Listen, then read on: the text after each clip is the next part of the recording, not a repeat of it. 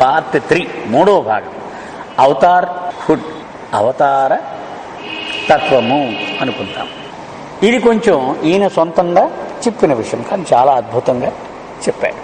Personal relationship heading అంటే వ్యక్తిగతమైన అనుబంధము. How can one being assess another who is entirely beyond his level. ఉదాహరణకి నేనున్నాను, మూర్తి గారు ఉన్నారు. ఏమన్నా మూర్తి గారికి ఉద్యోగం ఇద్దాం అనుకుంటున్నామండి, ఏమన్నా చూడండి, మీరు 10 నిమిషాలు మాట్లాడండి, ఆయన పనికి వస్తాడో లేదో అని విశ్వనాథం గారు నాకు అప్పచెప్పారు. ఏమన్నా మీరు ఏం చదువుకున్నారు, ఏంటి కదా మీ నేపథ్యం ఏంటి అడుగుతాను, అంతేగా. కానీ నా స్థాయికి బాగా మించిపోయిన వాడు బిల్ గేట్స్ని తీసుకొచ్చి కూర్చోబెట్టారు అనుకోండి, ఈయన ఏమైనా ఉద్యోగాన్ని పనికి వచ్చాడని నాకు తెలిసిన 2 అక్షరాలే, ఆయనతో నేనేం మాట్లాడతాను. సో నా సామర్థ్యానికి బాగా మించిపోయిన సామర్థ్యం ఉన్న వ్యక్తి యొక్క స్థాయిని మనము ఎలా నిర్ధారించగలము? మొట్టమొదటి ప్రశ్న ఆయన వేస్తున్నాడు. How can an ammeter measure A current beyond it's capacity? Ammeter అంటే ఏమిటి సార్? అది కరెంట్ మెజర్ చేస్తుంది. ఎంత శక్తి ప్రవహిస్తోంది, ఎంత విద్యుత్ శక్తి. అది ఏదో ఒక 10 వాట్లు, 1 వాట్ 5 యాంపియర్స్, 5 యాంపియర్స్. ఆ యాంపియర్స్ శక్తి అంతవరకు మెజర్ చేస్తానమాట. ఏదో ఈయన పట్టుకొచ్చారు, దాన్ని పట్టుకొచ్చి మెయిన్ లైన్కి పెట్టించని కాలిపోయి ఊరుకుంటుంది. దీని కెపాసిటీ ఇంతే కెపాసిటీ. అది బాబా చెప్తున్నారు. అంత చిన్న కెపాసిటీ ఉన్నది దాని స్థాయికి మించినటువంటి శక్తిని ఎలా కొలవగలదు? How can a drop measure అంటే ఓషన్? సముద్రంలో ఒక బిందువు ఒకనాడు సాహసమైన ప్రయత్నం మొదలుపెట్టింది. ఈ సముద్రాన్ని కొలిచేద్దామని. ఎప్పుడు కొలుస్తుంది అది? దాని కెపాసిటీ ఇంత. దాన్ని సింపుల్గా చెప్పాలంటే ఒక అడుగు బద్ద పట్టుకొని మనం కాకినాడ బీచ్ని కొలవడానికి ప్రయత్నం చేసినట్టు ఎప్పటికవుతుంది. అంటే పరిమితమైనటువంటి వనరులతో అపరిమితమైనటువంటి విషయాన్ని ఎలా మనము అంచనా వేయగలము అని డాన్ స్టీవెన్స్ మనకు ప్రశ్న వేస్తూ ఉన్నాడు. These questions are inevitably raised as one reads part 1 and 2 of this book. నేను మొట్టమొదట భాగంలో, 2వ భాగంలో చాలా విషయాలు చెప్పేశాను మీకు. ఇవన్నీ చదువుతున్నప్పుడు మీరందరినీ ఈ ప్రశ్న సతాయించుంటుంది. ఎలాగరా బాబు, ఈయనేమో అవతారంటాడు, దేవుడు అంటాడు, ఎలా తెలుస్తాడు మనకి? ఈయన నీకంటే తెలిసింది, మరి రాకెలా తెలుస్తుంది అని ఈ ప్రశ్న మిమ్మల్ని వేధించి ఉండవచ్చు. It is not seemed honest to post them without at least giving recognition to them. It has not seemed honest to post them without at least giving recognition to them and some signpost suggesting their solution. అంచేత ఆ ప్రశ్నలు అసలు కొంత విషయం చెప్పకుండా మీకు డైరెక్ట్గా వేసేయడం అది ఉచితం కాదు. అందుచేత ఇప్పుడు చెప్తున్నాడు అనమాట ఈ సబ్జెక్ట్ అంతా డిస్కస్ చేసిన తర్వాత. I am one of many persons who have asked these questions repeatedly of them. వాళ్ళే అనేక సార్లు ఇదే ప్రశ్నలను వేసుకున్న అనేక మందులు నేను కూడా ఒకటి. నేను కూడా నమ్మలేదు. ఎవడరా బాబు ఈయన ఇలా అంటాడు, అవతారుడు అంటాడు, నాలాగే చొక్కా ప్యాంట్ తీసుకుని ఉన్నాడు, కొంచెం అందంగా ఎర్రగా బుర్రగా ఉన్నాడు, మీసం బాగుంది, రంగు బాగుంది, అంతేకాని ఈయనేమో దేవుణ్ణి ఈ సృష్టిని అంతా చేసిన వాడిని నేనే అంటే కష్టమే. It has seemed both strange and important that the answers we have found have so often been the same. కానీ ఆశ్చర్యం, చాలా ప్రాముఖ్యత కలిగిన విషయం ఏమిటంటే, నాలాగా బాగా పరిశోధించి లోతుగా విశ్లేషణ చేసిన వాళ్ళకి దొరికిన సమాధానాలు ఒకలాంటివే దొరికాయి అందరికీ. ఎస్, ఈయనే పరమాత్మ అని తిరుగు లేనటువంటి సమాధానము కొంతమందికి దొరికినాయి. Therefore, this final section is framed from my own thoughts, self-arguments and gradual conclusions concerning my personal relationship to Meher Baba. అందుచేత ఈ ఆఖరి అధ్యాయంలో నేను చెప్పదలుచుకున్న విషయం ఏమిటయ్యా అంటే, ఏ ప్రశ్నలైతే నన్ను వేధించాయో వాటికి సమాధానాలు నా పరిధిలో, నా ఆలోచన సామర్థ్యానికి అనుగుణంగా నేను చెప్పదలుచుకున్న విషయాలు నేను ఇందులో చెబుతూ ఉన్నాను. అలాగే నేను సొంతంగా కొన్ని వాదనలు కూడా మీకు వినిపిస్తాను, నా మనసులో నేను అనుకున్నవి. అలాగే నెమ్మదిగా వాటి నుంచి నేను ఎలాంటి తాత్పర్యం తీసుకున్నాను నేను మెహర్ బాబా గారు. ఇవన్నీ మెహర్ బాబాతో నాకున్న వ్యక్తిగత అనుబంధము యొక్క అనుభవం నుంచి చెప్పదలుచుకుని ఉన్నాను. Undoubtedly this is a rash approach. అయితే మరి కొత్తవాడికి, అసలు మెహర్ బాబా గురించి, ఆధ్యాత్మిక గురించి తెల్లవాడికి అంటే ఇతను చెప్పేస్తే మనం నమ్మేయాలా? ర్యాష్ అప్రోచ్ చెప్తున్నాను వినండి, నేను చెప్పేస్తే నువ్వు వినేయాలంటే అది ఒప్పుకోదు తెల్లవాడి బుర్ర. But I know other way to suggest the profound effect Meher Baba has on the life of another human being, of the questions he raises, of the support one receives from him in the solution of these problems, and of the conclusions one gradually drawn from these experiences. కానీ నాకు వేరే గత్యంతరం లేదు అంతకంటే. ఎందుకంటే ఒక వ్యక్తి మీద ఎంత తీవ్రమైన ప్రభావాన్ని మెహర్ బాబా కలుగజేయగలడు అది నేను చెప్తాను, మీరు వినండి, మీరే ఒప్పుకుంటారు. అంటే వాడి జీవితాన్ని మార్చివేయగలడు, జొరబడిపోతాడు ఆయన నీ జీవితంలోకి. అలాగే నీవు ఎదుర్కొనే అనేక సమస్యలకు లోపల నుంచి సూటి అయిన సమాధానం, ఆ సపోర్ట్ ఎంతగా ఇచ్చేస్తాడో మీరే ఆశ్చర్యపోతారు. I intend to avoid any attempt at a scholarly comparison of Baba's traits with those of Krishna, Buddha, Jesus, Muhammad and other persons historically less well defined. అంటే నేనేదో ఇప్పుడు మిమ్మల్ని కూర్చోబెట్టి వ్యాఖ్యానం చెప్పదలుచుకోలేదు. అంటే రాముడు ఉన్నాడా, మెహర్ బాబా ఉన్నాడు, ఈయన్ని ఆయన్ని పోలుద్దాం. కృష్ణుడు ఉన్నాడా, మెహర్ బాబా ఉన్నాడు, ఈయన్ని ఆయన్ని పోలుద్దాం. ఇలాగా నేను చెప్పడానికి ప్రయత్నం చేయటం లేదు దయచేసి. I'm not a theologian Nar A student of comparative religion. ఈ మత సంప్రదాయముల మీద ఉద్దండ పండితుడిని ఏమాత్రం కాదు నేను, అవన్నీ అధ్యయనం చేసిన వాడిని కాదు. Further I live too close to the life time of Meher Baba. ఒక్క మెహర్ బాబాకి అత్యంత సన్నిహితుడిగా జీవించేటువంటి పరమభాగ్యము నాకు కలిగింది. మరి వాళ్ళతో నేను జీవించేదని నాకు తెలియదు కదా. And the swirl of human events generated by his powerful personality to try to express any part of the opinion of posterity. అది అంచేత అలాంటి సాన్నిహిత జీవనంలో ఆయన నా మీద ఎంత ప్రభావము చూపించాడో అవి భావి తరాల వాళ్లకు చెప్పడానికి నా ప్రయత్నం. ఎందుకని శాశ్వతంగా ఇలా ఆయన సన్నిహితుడిగా ఉండే భాగ్యం ఉండదు కదా అందరికీ. ఆయన శరీరం ఏదో ఒక రోజు అంతరించిపోద్ది కదా. అప్పుడు వాడికి ఎలా ఉండేదో ఈయన దగ్గర ఉన్న వాడికి అని అనిపిస్తూ ఉంటుంది. మనకు కూడా కొన్ని పిచ్చి ప్రశ్నలు వేస్తూ ఉంటాను. నేను శీలాన్ని అడిగాము ఒకసారి, బాబా మాట్లాడాడు చాలాసార్లు కదా అమ్మ నీతో అంటే, అవునన్నా.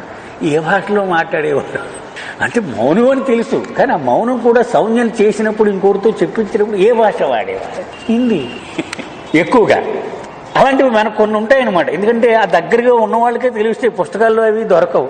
అలాగే ఇప్పుడు ఈరిచ్ ఉంది, ఈరిచ్ని ఎలా పలకాలి? ఈ రుచ్ అని రాస్తాం అంతే కదా. ఏగా ఈ రాస్తాం, రూ ఈ రుచ్, కానీ అది కరెక్ట్ కాదు.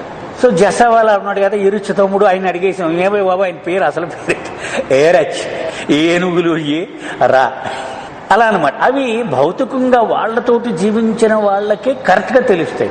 అలాగే సాతా ఫ్యామిలీ అని చదువుతున్న అక్బర్, సాతా కరెక్ట్ కాదు. వాళ్ళ కుటుంబంలో ఉన్నవాడు ఇతనున్నాడు కదా మన శ్యామ్ కేరవాల, అతన్ని అడిగాము ఒకసారి పిచ్చాపాటి మాట్లాడి, ఆ SACTTA నుండి ఎలా పలకాల సట్టా, ఇట్స్ నాట్ సాతా. అలాగూ అవి కాగితాల మీద ఉన్నప్పటికీ అవి మనకి ఆ మనుషులు అంతరించిపోతే దొరకవన్నమాట. అలాగూ భావితరాల వాళ్ళకి తెలియదు ఆయన ఎంత ఒక మనిషిగా జీవిస్తూ భగవంతుడు మానవులను ఎలాగైతే మార్చేయగలడో అలాగే ఎలాగ పనిచేసేయడం అనేది దగ్గర ఉండి నేను పొందిన అనుభవాలు నేను చెప్పకపోతే భవిష్యత్తు తరాల వాళ్ళకి ఇవి అందుబాటులో ఉండవు. అందుకని నేను ఇవన్నీ చెప్పాలి అనుకుంటూ ఉన్నాను. My only honest bias of expression is as one human being who has lived initially in the intense subjective experience of deep questioning which Meher Baba so frequently generates.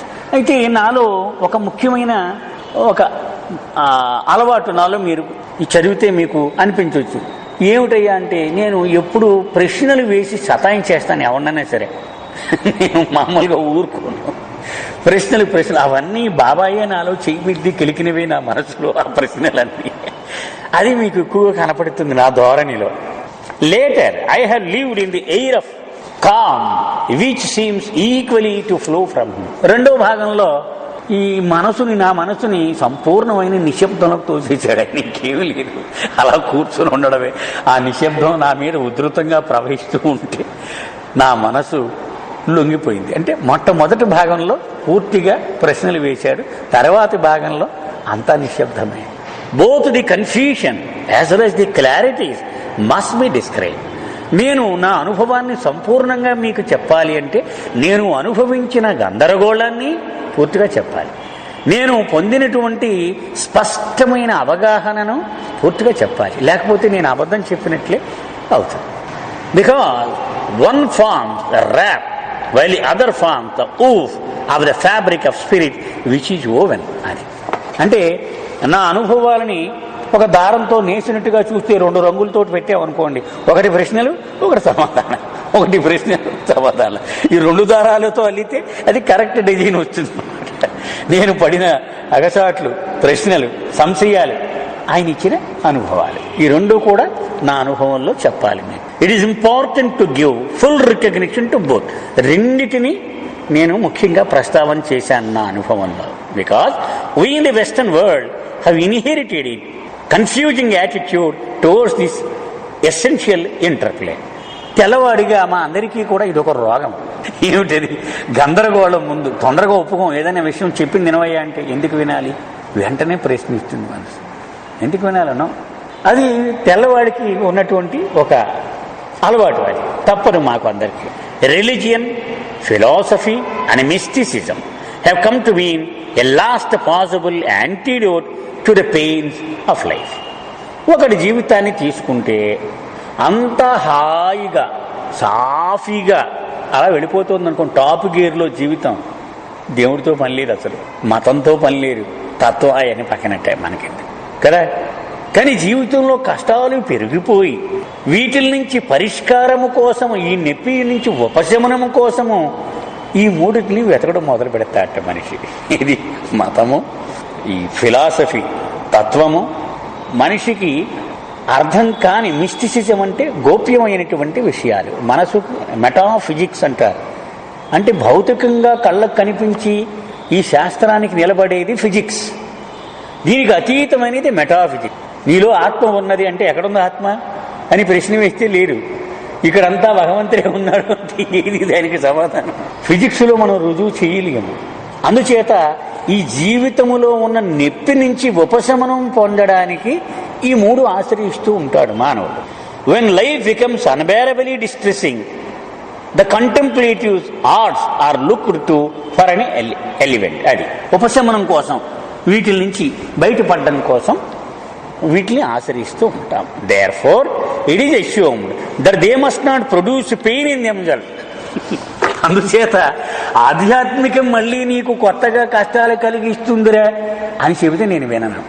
ఎందుకంటే నేను వచ్చిందే ఉపశమనం కోసం వచ్చాను. అక్కడ తలనొప్పి పడలేక మళ్ళీ ఇక్కడ చాలా తలనొప్పి వస్తుంది, నువ్వు అన్నీ భరించాలంటే అయితే నేను ఇక్కడికి ఎందుకు రావడం? అంతే కదా. ఇప్పుడు అక్కడేదో మహారాజా మనం చేస్తే మరొక 2 వడ్డించమంటారు. పెనంలో నుంచి పొయ్యిలో పడ్డాడు అంటాం మన సామెతలు. అలాగూ అదేదో జీవితంలో కష్టాలు భరించలాగా వస్తున్నాయి, కష్టాలు వస్తాయి, ఇంకా వస్తాయి. అదే పరిస్థితి రాకూడదు. అంటే మొట్టమొదటి మన మనసు అలాగే పనిచేస్తుంది కదా.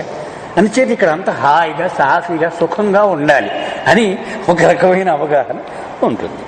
And that those teachers who use them must provide only solace and healing. అందుచేత మనం ఆశ్రయించిన గురువులు నాయన బాబు అని ఓదార్చి మనకి హాయిగా అమ్మయ్య ఎంత కష్టం తీరిపోయిందిరా బాబు ఈయన దగ్గరికి వచ్చాక అనేటువంటి అనుభూతిని ఇవ్వాలి. అంతే, ఇంకేం చేయకూడదు. ఇలాంటి ఆశయాలతో, ఇలాంటి తలపులతో మనం భగవంతుడిని కానీ ఇంకో గురువుని కానీ ఆశ్రయిస్తూ ఉంటాం. Why resort to them otherwise? లేకపోతే ఆడతోటి పని ఏమిటి? మనం చాలా మంది అంటూ ఉంటారు, ఏమన్నా గుళ్ళోకి వెళ్ళి కోరికలు లేకపోతే మనకు పని ఏమిటండి బాబు, దేవుడు అంతే కదా. లేకపోతే అసలు దేవుడి పని ఏమిటి? మనకి ఇంటర్ఫీరెన్స్ పని. మనకి ఆయనతో అవసరం ఉంది కాబట్టి ఆయన దగ్గర కోరికలే కోరకూడదంటే ఆయన మనకి అవసరం లేదు అనేస్తారు. However these allows no real scope for the surgeon's skill. Often he must cleanse, cut and cauterize. And if the patient withdraws at the first sign of pain, it is doubtful that the source of disease can always be reached and the trouble remedied. కానీ ఇది ఎప్పుడు నిజం కాదు సుమా. ఇది మన అజ్ఞానం వలన మనం అనుకుంటున్నది. ఉదాహరణ చెప్తున్నారు, ఓ డాక్టర్ ఉన్నాడు అనుకో, వాడు ఓ రోగమును చికిత్స చేసి లోపలికి వీలైతే మూలంలోకి వెళ్ళి దాన్ని తీసేయాలి. అతను ఏం చేస్తాడు? ఫస్ట్ ఇలా చూస్తాడు, ఒక పిన్ని పెట్టి ఇలా అనగానే అమ్మ బాబో ఈయన విడి పారిపోయాడు అనుకోండి, ఇంకా వాడు ఏమైనా ఏం చేస్తాడు నీ జబ్బు? అంతే కదా. అసలు రోగం ఏమిటో చూడలేరు, దానికి ఇంక చికిత్స చేయలేదు. నువ్వు దీన్నే తట్టుకోలేక పారిపోతారంటే ఏం చేయలేడు అతను. కాబట్టి ఆ సర్జన్ స్కిల్ ఏమిటంటే వాడు చూడాలి, ఈ రోగం చూడాలి. నువ్వు అమ్మో బాబు అన్నా కూడా ఏదో ఒక మత్తు మాత్ర పడేసి దీన్ని మొత్తానికి తీసేయాలి, అతని కల్మషాన్ని బయట పడేసేయాలి.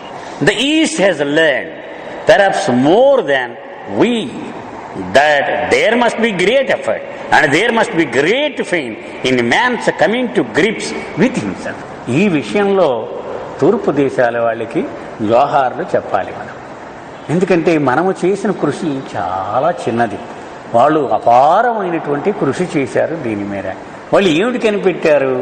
నీ నిజ స్వరూపాన్ని నీవు తెలుసుకోవాలి, నీవు సంపూర్ణ ఆరోగ్యమును పొందాలి అంటే విపరీతమైన కష్టాన్ని తట్టుకుని నిలబడితేనే నీకు చికిత్స జరుగుతుంది, తప్పదు అని వాళ్ళు కనిపెట్టారు. వాళ్ళు మనం ఇంకా పొలిమేరల్లో లేవు, మనం ఇంకా మనకి అంత ఓపిక మనకి లేదు.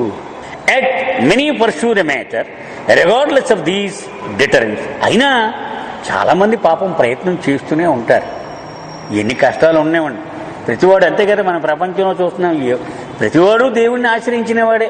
ఎవడి విధానం వాడిది. ఒక రోజు పొద్దున్నే ఖచ్చితంగా 4:30 లేచిపోయి ఏదో వందనం చేసేస్తాడు అంటే ఎవడి ప్రయత్నం వాడిది.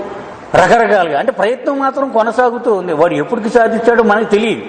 కానీ రకరకాలుగా ఎన్ని కష్టాలున్నా ఎన్ని ఇబ్బందులున్నా భయపడో, లేకపోతే దానికి విరుగుడు చేసో, ఏమయ్యో నువ్వు అనుకున్నట్టు చేయకు నేను అనుకున్నట్టే చెయ్యి అని ఏవో కొన్ని పూజలు, కొన్ని క్రతువులు, కొన్ని నోవులు, ఉపవాసాలు ఇవన్నీ ఎందుకు? ఆయన లాంగ్ తీసుకోవడానికి. ఏమో నువ్వు అనుకున్నట్టు చేసేసావు కనుక వద్దు నేను అనుకున్నట్టు. అంతే కదా వరలక్ష్మి వ్రతం అంటే ఏమిటి? అంతే కదా, నా భర్తకు ఏ జ్వరం రాకుండా ఏ ఆరోగ్యం నీ సిలబస్లో ఏమున్నాయి నాకు అనవసరం. కానీ నేను అనుకున్నట్టు అవన్నీ నువ్వేం చేస్తావు, ఇంకోటికి ఇచ్చి కావాలంటే వీడికి మాత్రం ఏం ఉండకూడదు. అంటే మనం అనుకున్నట్టుగా మన జీవితం డిజైన్ చేసుకోవడానికి ఒక రకమైన ఇన్సూరెన్స్ అనమాట మన ఎఫర్ట్. అది మనం ఊహించలేనటువంటి రిస్కుని ఇవాళే మన చేతిలోకి తెచ్చేసుకోవడానికి ప్రయత్నం. అది ఏదో చేస్తూ ఉన్నాం మన రకరకాలుగా.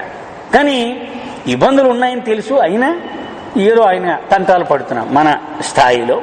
They recognize that the conscious head-on attack is far more bearable in the long run than to allow the unconscious nature to continue its painfully tedious tutelage. వీడి కష్టాల గురించి మాట్లాడేవాడు కూడా వాడికి తెలుసట. ఒక్కసారి కళ్ళు మూసేసుకొని ఆ విషయం ఏదో తేలిపోయేలాగా డాక్టర్ చేతులు పెట్టేస్తే 5 నిమిషాల్లో కోసి పారేస్తాడు, వదిలిపోద్ది అని తెలిసి వాడికి. కానీ 5 నిమిషాలు వాడికి పూర్తిగా వాడి చేతిలో పెట్టేయడానికి ధైర్యం సరిపోవటం లేదు. అంచేత భరించేద్దామని చెప్పి ఇక పన్నే 2 నెలల ఆయుర్వేదం మందు మింగడం అదైతే తీయగా ఉందని అది మింగుతూ ఉంటాడు. ఈ కష్టాన్ని భరిస్తూనే ఉంటాడు వాడు. తెలుసు వాడికి కూడా ఏదో తెగతింపులో ఒక రోజుతో వ్యవహారం తెగిపోతే అయిపోద్ది, కానీ దానికి సిద్ధంగా ఉండాలి. Thus there is some tradition in the East that the best course is to come to grip with a great central problem and to accept the disciplines necessary to the solution. అందుచేత తూర్పు దేశాల వాళ్ళు మన తెల్ల వాళ్ళ కంటే కొంచెం ముందు ఉన్నారు ఈ విషయంలో. ఏమిటి? మూలసూత్రములో క్రమశిక్షణ సాధించి మన మీద మనకి కొంత సహనంతో ఓపిక పడితే అసలు సమస్య ఆయన పరిష్కారం చేసేస్తాడు. అంతేగాని చిన్న చిన్న చిన్న చిన్న చితకా వచ్చాలు లాభం లేదు అని వాళ్ళు మనకంటే సిద్ధంగా ఉంటారు. In the west there is the unconscious opinion that help should consist in soothing ointment applied by the gentle touch of a healer. మనకి తెల్లవాళ్ళందరికీ మనకి ఎలాంటి వైద్యం అలవాటు అంటే ఇలా దెబ్బ తగలగానే చల్లటి ఆయింట్మెంట్ ప్రేమగా ఇలా వచ్చి అలా రాసేస్తే ఒక డాక్టర్ నర్సు అమ్మాయ గొడవ వదిలిపోయిందిరా, అలాంటి ట్రీట్మెంట్ కావాలి ప్రతి సమస్యకి కూడా. అది అలవాటు మనకి. ఇప్పుడు చూడండి, పురుళ్ళు కూడా నొప్పి లేకుండా పోసేస్తున్నారు వాళ్ళు. 2 లక్షలు 3 లక్షలు ఇంజక్షన్ చేసేస్తే, ఎందుకంటే వాళ్ళు రెడీగా లేరు, అంత కష్టం. అమ్మో, this notion is almost fatal to the progress of intelligent seeking western mind. కానీ ఇది మహాప్రమాదమైనటువంటి ఆలోచన ఆధ్యాత్మికానికి వచ్చేటప్పటికీ. Hence it is necessary to recognize the important role that conflict and confusion play in human development and to construct gradually our own tradition of their acceptance. అందుచేత ఈ గందరగోళము, ఈ సంఘర్షణ చాలా ముఖ్యమైనటువంటిది అని ఎరిగి మన దారి మనం కొత్తగా ఏర్పాటు చేసుకోవలసి ఉంటున్నది. ఆ పరిష్కారము వైపునకు తప్పదు. To develop such a tradition it is necessary to accept, recognize and preserve the facts of trial, difficulty and pain in the lives of our great seekers. మరి ఎలా తెలుస్తాయి ఇవన్నీ? ఆల్రెడీ చరిత్ర అంటాం మనం, హిస్టరీ స్టూడెంట్స్ చదువుతూ ఉంటారు. ఏముంటుంది హిస్టరీలో? అక్బరు చెట్లు నాటించడం, గుళ్ళు బాగు చేయించిన అదే. అది చదవకపోతే ఏమిటవుతుంది? అసలు ఎందుకు చదువుతాం హిస్టరీ? అది ఇక్కడ రాస్తుంది. మనము జీవితంలో అనేక ప్రయత్నములు చేసి బొప్పి కట్టి దెబ్బలు తిని నష్టపోయి కొన్ని పాఠములు నేర్చుకుంటాం. అవి ఇదివరకే మానవుడు అనేక వేల సార్లు ప్రయత్నాలు చేసి దెబ్బలు తిని ఆ రుజువులన్నీ పొందుపరిచి ఉంచాడు. భవిష్యత్తులో ఒరే నాయన ఇలా వెళ్ళకురా, అవి చదివేవనుకోండి, అమ్మో మనం చేయకూడదన్నమాట ఇవి అని ఈవేళ చెయ్యి కాల్చుకోవలసిన అవసరము లేకుండానే వాడి అనుభవము నాకు ఉపయోగపడుతూ ఉన్నది. అందుచేత గొప్ప గొప్ప అన్వేషకులు, వీళ్ళు సాధకులు, వీళ్ళ జీవితాలు మనం చదివితే, వీళ్ళ అనుభవాలు మనం పంచుకుంటే మనకి అమ్మో ఇలా చేయకూడదన్నమాట, ఇలా చెయ్యాలన్నమాట అని మనకు అర్థమవుతూ ఉంటుంది. అవసరం మనకి అవన్నీ. When this has been done and accepted as a positive instrument through which divine grace often works, it will be of the greatest help in assisting the seeking individual to persist through the first difficult steps. అందుచేత అతి కష్టంగా అంధకారంలో దారి తోచక కొట్టుమిట్టాడుతున్న వ్యక్తికి వీళ్ళ అనుభవాలు కనుక ఇస్తే, ఆహా అలాగండి అయితే ఓకే నేను ఇలాగే చేస్తానైతే. రాత్రులు అలాగే వెళ్ళకు, అక్కడ పావులు ఉంటాయి, ముళ్ళు ఉంటాయి, కనపడవు, నీకు అనడకుండా రాత్రికి చెట్టు కింద ఉండిపోతాడు వాడు. తెల్లవారేకి మళ్ళీ నడుస్తాడు. ఎందుకంటే వీడు పెద్దవాడు, అనుభవం ఉంది కదా, వాడు చెప్తాడు అలా కాదురా నాన్న ఇలా చేయాలి. I was entirely unprepared for the questions which were raised in full cry when I first heard Meher Baba discuss. మొట్టమొదట నా జీవితంలో మేర్ బాబా గురించి చర్చ వచ్చింది. ఎవరో పెద్ద మనుషులు ఇద్దరో ముగ్గురో మాట్లాడుకుంటున్నారు. అది వింటూ ఉంటే నా మనసులో వచ్చిన ప్రశ్నలు నేను ఎప్పుడు ఎరగనవి. అలాంటి ప్రశ్నలు ఉంటాయని కూడా నాకు తెలియదు. అలా వచ్చేసే నాలో నుంచి తారాజోవులు వచ్చేసినట్టుగా వచ్చేసే లోపల. My first feeling was that people were speaking in his name who seemed purely equipped to do so. అప్పుడు నాకు మొట్టమొదటి అనిపించింది, అతని గురించి ఏవో మాట్లాడేస్తూ ఉన్నారు వీళ్ళు అంతా. అసలు అతను ఎవడో, అసలు ఏమి చెప్పగలడో అతను, మన ప్రశ్నలన్నిటికీ అసలు సమాధానాలు ఉన్నాయో లేదో అతని దగ్గర, అతని సామర్థ్యం ఏమిటో, ఇలాగా అనేక రకాలైన సందేహాలు వచ్చాయి. Surely if you were indeed a great man he must know about their activities and that they were not doing his cause much good. ఒకవేళ ఆయన అంత గొప్పవాడే అయితే ఆయన గురించి ప్రచారం చేసి వీళ్ళందరూ చేసి పిచ్చి పని ఆయన తెలిసే ఉండవచ్చు. వీళ్ళందరికీ ఏమిటి చేస్తున్నారో తెలుసా? ఒకవేళ నాలాంటి వాడు వాళ్ళని ఎదుర్కొని ప్రశ్నలు వేస్తే దాని సమాధానాలు చెప్పగలరా వీళ్ళు కదా? ఇవి కూడా ఉన్నాయి. ఇవన్నీ ఆయన ఎరిగిన వాడే అయి ఉండాలి, మరి గొప్పవాడైతే కనుక. Logic led from this observation. మొట్టమొదట మనం ఒక విషయం చెప్పుకోవాలి. ఇక్కడ డాన్ స్టీవెన్స్ రాసింది చూశారు కదమ్మా. అతని గురించి బాబా ఏమన్నారంటే, ఈ ప్రపంచములో నివసించే మానవులలో హృదయము, మస్తిష్కము అంటే బుద్ధి, ఈ రెండు రకరకాల పాళ్లలో ఉంటాయట మానవుడికి. ఈ రెండు మేలు సమన్వయము కలయిక అరుదుగా ఉంటుందట. అలాంటి వాళ్ళలో ఇతను ఒకడని చెప్పి, అంటే హృదయము, బుద్ధి, తెలివితేటలు ఈ రెండు సమపాళ్లలో ఉన్నటువంటి ఆదర్శవంతమైన వ్యక్తి. అందుకని అతను చెప్పే విషయాల్ని మనం ఏదో అతని అనుభవం లేవా మనకెందుకు అని మనం తీసుకోవడానికి వీళ్ళే. అతను చెప్పేది ఆ లాజిక్ని బట్టి చెప్పుకొస్తున్నాడు. మళ్ళీ దాన్ని ఎలాగ అతను విశ్వాసాన్ని పొందాడో అది కూడా చెబుతూ ఉన్నాడు. Logic led from this observation to the inevitable conclusion that Baba was probably either a fake or a fool. అంచేత ఇప్పుడు ఎవడో ఏమీ సగం తెలియనివాడు ఊరిక బాబా గురించి చెప్పి పోతున్నాడు అనుకోండి, మనం ఏమనుకుంటాం, ఇదేవిడ ఆయన పిచ్చోళ్ళగా ఉన్నాడు, ఈయన పిచ్చోళ్ళగా ఉన్నాడు, ఇలాంటి ఆయన కూడా ఎవడో బుర్రలేని వాడన్నా అయి ఉండాలి, లేకపోతే ఓ ఫేక్ మోసగాడైనా అయి ఉండాలి. There seemed no easy way out of. మరి ఎలాగ దీని నుంచి ఏది, ఆయన ఫూలా లేకపోతే మోసగాడ కనిపెట్టాలి. దీనికి పరిష్కారం అంత సులువా? నేనేమో అమెరికాలో ఉన్నాను, ఆయన ఎక్కడో ఇండియాలో ఉన్నాడు. విషయం further undertaking silence and then using the subterfuge of an alphabet board for communication seemed childish. నాముడు నాకు అనిపించింది, కావాలని మాట మానేయడం ఏమిటి, మళ్ళీ మాట్లాడడానికి సదుపాయంగా లేదని అక్షర పలకం తెప్పించుకొని ఇవన్నీ చెప్పడమే. అంటే అతని మనసుకి అనిపించిన విషయాలను సూటిగా నేరుగా అతను చెప్తున్నాడు. ఇదేమిటి అంతా మోడీగా.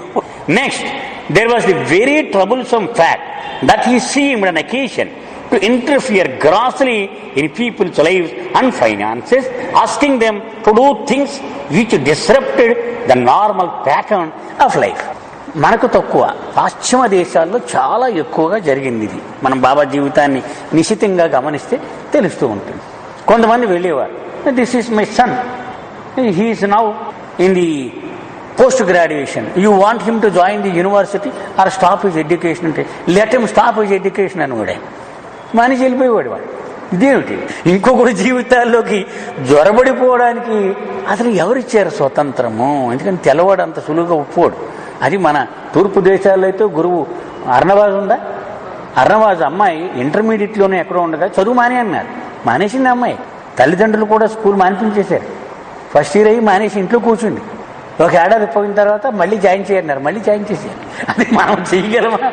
మనం ఎవరు చేయలేము. అంటే అది అందుకే ఆయన ఎన్నుకున్న మనుషులను ఎందుకన్నారంటే బాబా భాస్కరరాజు గారు కూడా అంటారు, ఎన్నుకున్న ప్రేమికులతో అని. అంటే వాళ్ళు రెడీగా ఉన్నారు, వాళ్ళు ఆయన మాటను తీసుకొని వాళ్ళ జీవితాలని డస్ట్బిన్లో పడేయడానికి తయారుగా ఉన్నారు వాళ్ళు. అలాగే ఫైనాన్సెస్, నీకున్న ఆస్తి అంతా అదేదో అనాథాశ్రమంకి ఇచ్చేయని కూడా ఆయన ఇచ్చేసేవాడు. వీరిచ్చి వాళ్ళ కుటుంబానికి ఏం రాశాడు ఆయన? సిద్ధంగా ఉన్నారా, 3 నెలల టైం ఇస్తున్నాను, ఉన్న ఆస్తులన్నీ అమ్మేసుకొని మూటా ముళ్ళు సర్దుకొని వచ్చేయండి అన్నారు, వచ్చేసారు వీళ్ళు. ఇదేమిటి? మరొక వ్యక్తి యొక్క ఆర్థిక విషయాల్లోకి జ్వరపడిపోవడం ఏంటి, వాడి జీవితాన్ని మార్చేయడం ఏమిటి? అలా కాదు, ఇలా ఉండని. మరి ఇదంతా నాకు వింతగా అనిపించింది. నాకు what if I should gradually become entangled with him and he should ask me to give up my present way of life. ఈయన పెట్రోలియం దానిలో చాలా పెద్దవాడు. పెట్రోలియం ఇండస్ట్రీలో ఎంత పెద్దవాడంటే 100 కోట్లు ఆస్తి ఉండేది. అంటే he own some petroleum companies. అంత పెద్దవాడు అతను, మామూలు చిన్నవాడేం కాదు ఇతను. ఒకసారి మాటల్లో అన్నాడట హైదరాబాద్లో, మరి పెళ్ళాం పిల్లలు లేరు, మరి నీకు ఎంత ఆస్తి ఉంటుందంటే 300 crores. మరి నీకు ఏమైనా కుట్టుకోమంటే ఏమవుతావు అని అడిగారట. ఇది goes to be father. Baba my beloved son అనేవారు అతను. ఇద్దరిని పిలిచేవారు అలాగ మై బిలవెడ్ సన్ అని. హ్యారీ కెన్మోర్ని డాన్స్టిక్ అంటే ప్రియమైన నా ముద్దు బిడ్డడా అని. It goes to my father అంటే అంత పెద్దవాడు ఆయన. అతను అంటున్నాడు అనమాట. ఇప్పుడు తీరా ఆయన దగ్గరికి సీరియస్గా వెళ్ళిపోయి నేనున్నానే అని పక్కనంటే నువ్వు మానేవే పెట్రోలియం మానేసి ఇక్కడ ఏదో జోల్ షాప్ పెట్టుకుంటే నా పరిస్థితి అని నేను ఆలోచనలో పడ్డాను. ఏదో అర్ధంతరంగా ఆయన దూరిపోతే నాకు బోలెడు బ్యాక్గ్రౌండ్ ఉంది, పరపతి ఉంది, ఈయనేమో ఏం చేయమంటాడో తెలియదు. ఇవన్నీ నా మనసును వేధించినటువంటి ప్రశ్నలు. అంటే నిజాయితీగా ఆయన చెప్తున్నాడు, మనం ఏదో నవ్వుకుంటున్నాం, కానీ అతను ఎంత సంఘర్షణ పడి ఉంటాడనేది మనం ఊహించుకోవాలి. And then there was the equally troublesome question of what one's friends and one's business associates would think. నేను బోల్డ్ మంది ఫ్రెండ్స్, పెద్ద పెద్ద కనెక్షన్స్, బోల్డ్ మంది పార్ట్నర్స్, వీళ్ళందరికీ నేను ఏం సమాధానం చెప్పుకోవాలి? నేను ఏదో ఒక పిచ్చి డైరెక్షన్ ఇచ్చేసి నువ్వు ఎన్ని బోధలు కొట్టుకుని బయటకు వచ్చేయంటే ఏమైపోతాను నేను ఇక్కడ వీళ్ళందరి ముందు? వాళ్ళకి ఏమిటి సమాధానం చెప్పుకుంటాను నేను? Finally there was the almost indigestible fact. ఇక నేను ఎప్పటికీ జీర్ణం చేసుకోలేని మరొక విషయం కూడా చెప్తాను మీకు. That he let himself be called the Christ of our time, even allowing the statement to get into print. మేమంతా తెల్లవాళ్ళం, క్రైస్ట్ని ఈ ఎదురుగుంటా లేడు కాబట్టి ఆయన గురించి అన్నీ చెప్పేస్తున్నాం, మనం ప్రచారాలు చేసేస్తున్నాం. ఈయనేమో ఎదురుగుంటా ఉన్న మనిషి, నేనే ఆ క్రైస్ట్ని అని ప్యాంప్లెట్లు ఏం చేసి పంచిపెట్టండి అంటున్నాడు. ఇది ఎలాగా? ఇంతమంది మనుషుల్ని ఎలా నమ్మడం? వీళ్ళకి ఏమిటి చెప్పడం? ఇదంతా చాలా ఎప్పటికీ నాకు అర్థమయ్యేది కాదు. True humility would seem to avoid such assertions even if by some chance they were true. నేను అనుకునేవాడిని, ఒకవేళ ఏదో 0.01% అవకాశం ఉంది ఆయనే క్రైస్తవు అనుకుందాం, మళ్ళీ ప్రింట్ చేయించి నేను క్రైస్తవు అని చెప్పడం ఎందుకు? నమ్రత ఉండాలి కదా, ఎందుకు ఇలా చెప్పుకోవడము అని నా మనసు అంటుంది. ఇవన్నీ బాబా ఉండగానే ప్రింట్ చేసినవమ్మా ఇవి. ఈ పుస్తకం బాబా ఉండగానే ప్రింట్ చేసినటువంటి పుస్తకం. బాబా రికమెండ్ చేసి చదవమని కూడా చెప్పేవారు. చదవాలి. 57లో 1957 With a net strikeout record such as these, there seemed no possibility that Meher Baba could legitimately be a great spiritual teacher. ఇవన్నీ ప్రశ్నలు వేసుకొని గొప్ప ఆధ్యాత్మిక వ్యక్తి అంటే నాకేం పేసవలేదు నా దృష్టిలో ఆయన. ఆయన అలా అంగీకరించడానికి నా మనసు సిద్ధముగా లేదు. And yet, one of my closest friends and spiritual guide of some years standing was convinced that Meher Baba was the greatest spiritual teacher of our age. కానీ నాకున్న అతి ఉత్తమమైన స్నేహితులలో ఒక వ్యక్తి నా జీవితంలో ఆధ్యాత్మిక మార్గదర్శి అని ఎంచుకోవాలంటే ఆ వ్యక్తిని చెప్పాలి నేను. అలాంటి వ్యక్తి 100% ఈ యుగమునకు ఆధ్యాత్మిక అధిపతి ఆయనే అని దృఢ విశ్వాసముతో కుండ బద్దలు కొట్టి చెప్పగలిగేది ఆ వ్యక్తి. I could not షగ్ of this fact.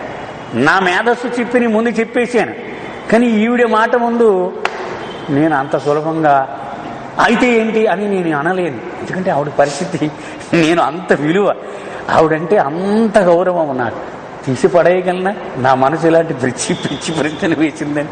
అంటే ఆవిడ నా మీద ఎంత ప్రభావం చూపించింది అనేది చెప్తున్నాడు అనమాట. And at I could not accept the one who was that contest. ఇక్కడ తీసిపడేయలేను, అలాగని ఒప్పేసుకోలేను. ఈ మధ్యలో నలిగిపోయాను చాలా కాలం నేను. అంతే కదా. ఇటు చూస్తే విషయం ఏమి లాభం లేదు, ఈవిడి చూస్తే అమ్మ బాబు ఈవిడి సంపూర్ణంగా నమ్మేసిందంటే ఆషామాషి వ్యవహారం కాదు. ఊరికి నా పిచ్చి ప్రశ్నలు పెట్టుకొని నేను నష్టపోతానేమో. మళ్ళీ ఇటు చూస్తే అమ్మ నేను నమ్మలేను. ఈ రెండిటి మధ్య చాలా తీవ్రమైన సంఘర్షణ అనుభవించాను. For 5 years Meher Baba was the central question mark in almost every day of my life. నా జీవితంలోని ప్రతిరోజు కూడా 5 ఏళ్ల పాటు మెహర్ బాబా అని పెద్ద క్వశ్చన్ మార్క్. ప్రతిరోజు నా జీవితంలో అదే సమస్య, ఏమిటి మెహర్ బాబా అని ఆ క్వశ్చన్ మార్క్ వేసుకున్నాను. Out of loyalty to my friend I could not reject Meher Baba. కేవలము నా ఫ్రెండ్ ఆవిడ మీద నాకు ఉన్నటువంటి గౌరవము, అనుబంధము ఆవిడ్ని నొప్పించలేను కాబట్టి నేను తిరస్కరించి పారేయలేను మెహర్ బాబా. ఇంక చెప్పగా నాకు మెహర్ బాబా అనేది లేకపోతే. కానీ ఆవిడని దృష్టిలో పెట్టుకొని అలాగ భరిస్తూ వచ్చాను. అలాగే అలాగే అలాగే చూద్దాం, ఇది చదవమంటారా చదువుతాను. ఇలా మొహమాటం మీద నడిచింది 5 ఏళ్ల పాటు. కేవలం ఆవిడ వలన నేను పూర్తిగా తిరస్కరించలేను Meher Baba. I could not reject Meher Baba even in the privacy of my own thoughts. అంటే అతను నిజాయితీ కూడా చెప్తున్నాడు. ఆవిడ ఉన్నప్పుడు అలాగా అని ఆవిడ వెళ్ళిపోయిన తర్వాత నేనెవడరా బాబు నన్ను చంపుతున్నాడు అని నేను ఎప్పుడూ అనుకోలే. నేను ఒక్కడు వ్యక్తిగతంగా ఆలోచించినా కూడా పొరపాటుగా మెహర్ బాబా గురించి ఆలోచించేవాడిని కాదు. ఎందుకని ఆవిడ గురించి అమ్మో ఆవిడ పెద్ద ఆవిడ చెప్తోంది కదా, మనం అలా తీసి పారేయకూడదు సుమా అని నాలో నేను కూడా చెప్పుకుంటూ ఉండేవాడిని. Yet equally, I could not honestly accept him because of the matters which weighed so heavily against him. అలాగే అతనికి వ్యతిరేకంగా నా మనసు చాలా బలంగా ఉంది. అందుచేత నేను అవన్నీ పక్కన పెట్టేసి పూర్తిగా పోని ఆవిడ మొహమాటానికి ఒప్పేసుకోలేను నేను. 3వ భాగం ఈ పుస్తకానికి అవతార్హుడ్ అంటే బాబా యొక్క అవతార తత్వము, దాని గురించి మనం చదువుకుంటూ ఉన్నాం. దానిలో అతను వ్యక్తిగతంగా బాబాతో అతనికి ఏర్పడినటువంటి అనుబంధం దాని గురించి మాట్లాడుతూ ఉన్నాడు. అతను చెప్పిన దాని సారాంశం ఏంటంటే, నేను తెల్లవాడు అంత సులువుగా ఏ విషయం నమ్మడు. అలాగే నేను కూడా నమ్మేవాడిని కాదు. నాకు చాలా విరుద్ధంగా కనపడేది మెహర్ బాబా వ్యవహారం. ఈయన మౌనం ఉండడం ఏంటి, ఆ మౌనంలో ఉండి మళ్ళీ అక్షరఫలకం పట్టుకొని ఈ డ్యాన్స్ కట్టడం ఎందుకు, ఇంటికి ఇదంతా మాట్లాడేయచ్చు కదా, అంత అవసరం అయితే మాట్లాడేయచ్చు. ఇదంతా నాకు ఏదో విచిత్రంగా వింతగా నాకు అనిపించింది. అన్నిటికంటే ముందు మేము క్రైస్తవులం, తెల్లవాళ్ళుగా పుట్టి. ఈయన క్రైస్త అంటున్నాడు, స్వయంగా క్రైస్త అంటున్నాడు. ఇదేదో చాలా ప్రమాదంగా అనిపించింది. ఎందుకంటే క్రైస్తు ఇప్పుడు రావడమే సంభవమా, అవి వచ్చిన ఈయనే క్రైస్త అంటున్నాడు. ఈ 2 విషయాల మీద నాకు అస్సలు ఈయన మీద అవకాశమే నాకు లేదు నమ్మడానికి. కానీ ఈయన గురించి నాకు పరిచయం చేసిన వాడు మాత్రం నాకు ఉన్నటువంటి స్నేహితులలో అతి ఉత్తమము, అతి గౌరవనీయమైనటువంటి స్నేహితురాలు ఆవిడ. ఐవి జ్యూస్ ఆవిడ సూఫీజం రీఓరియంటెడ్లో ముర్షిదా.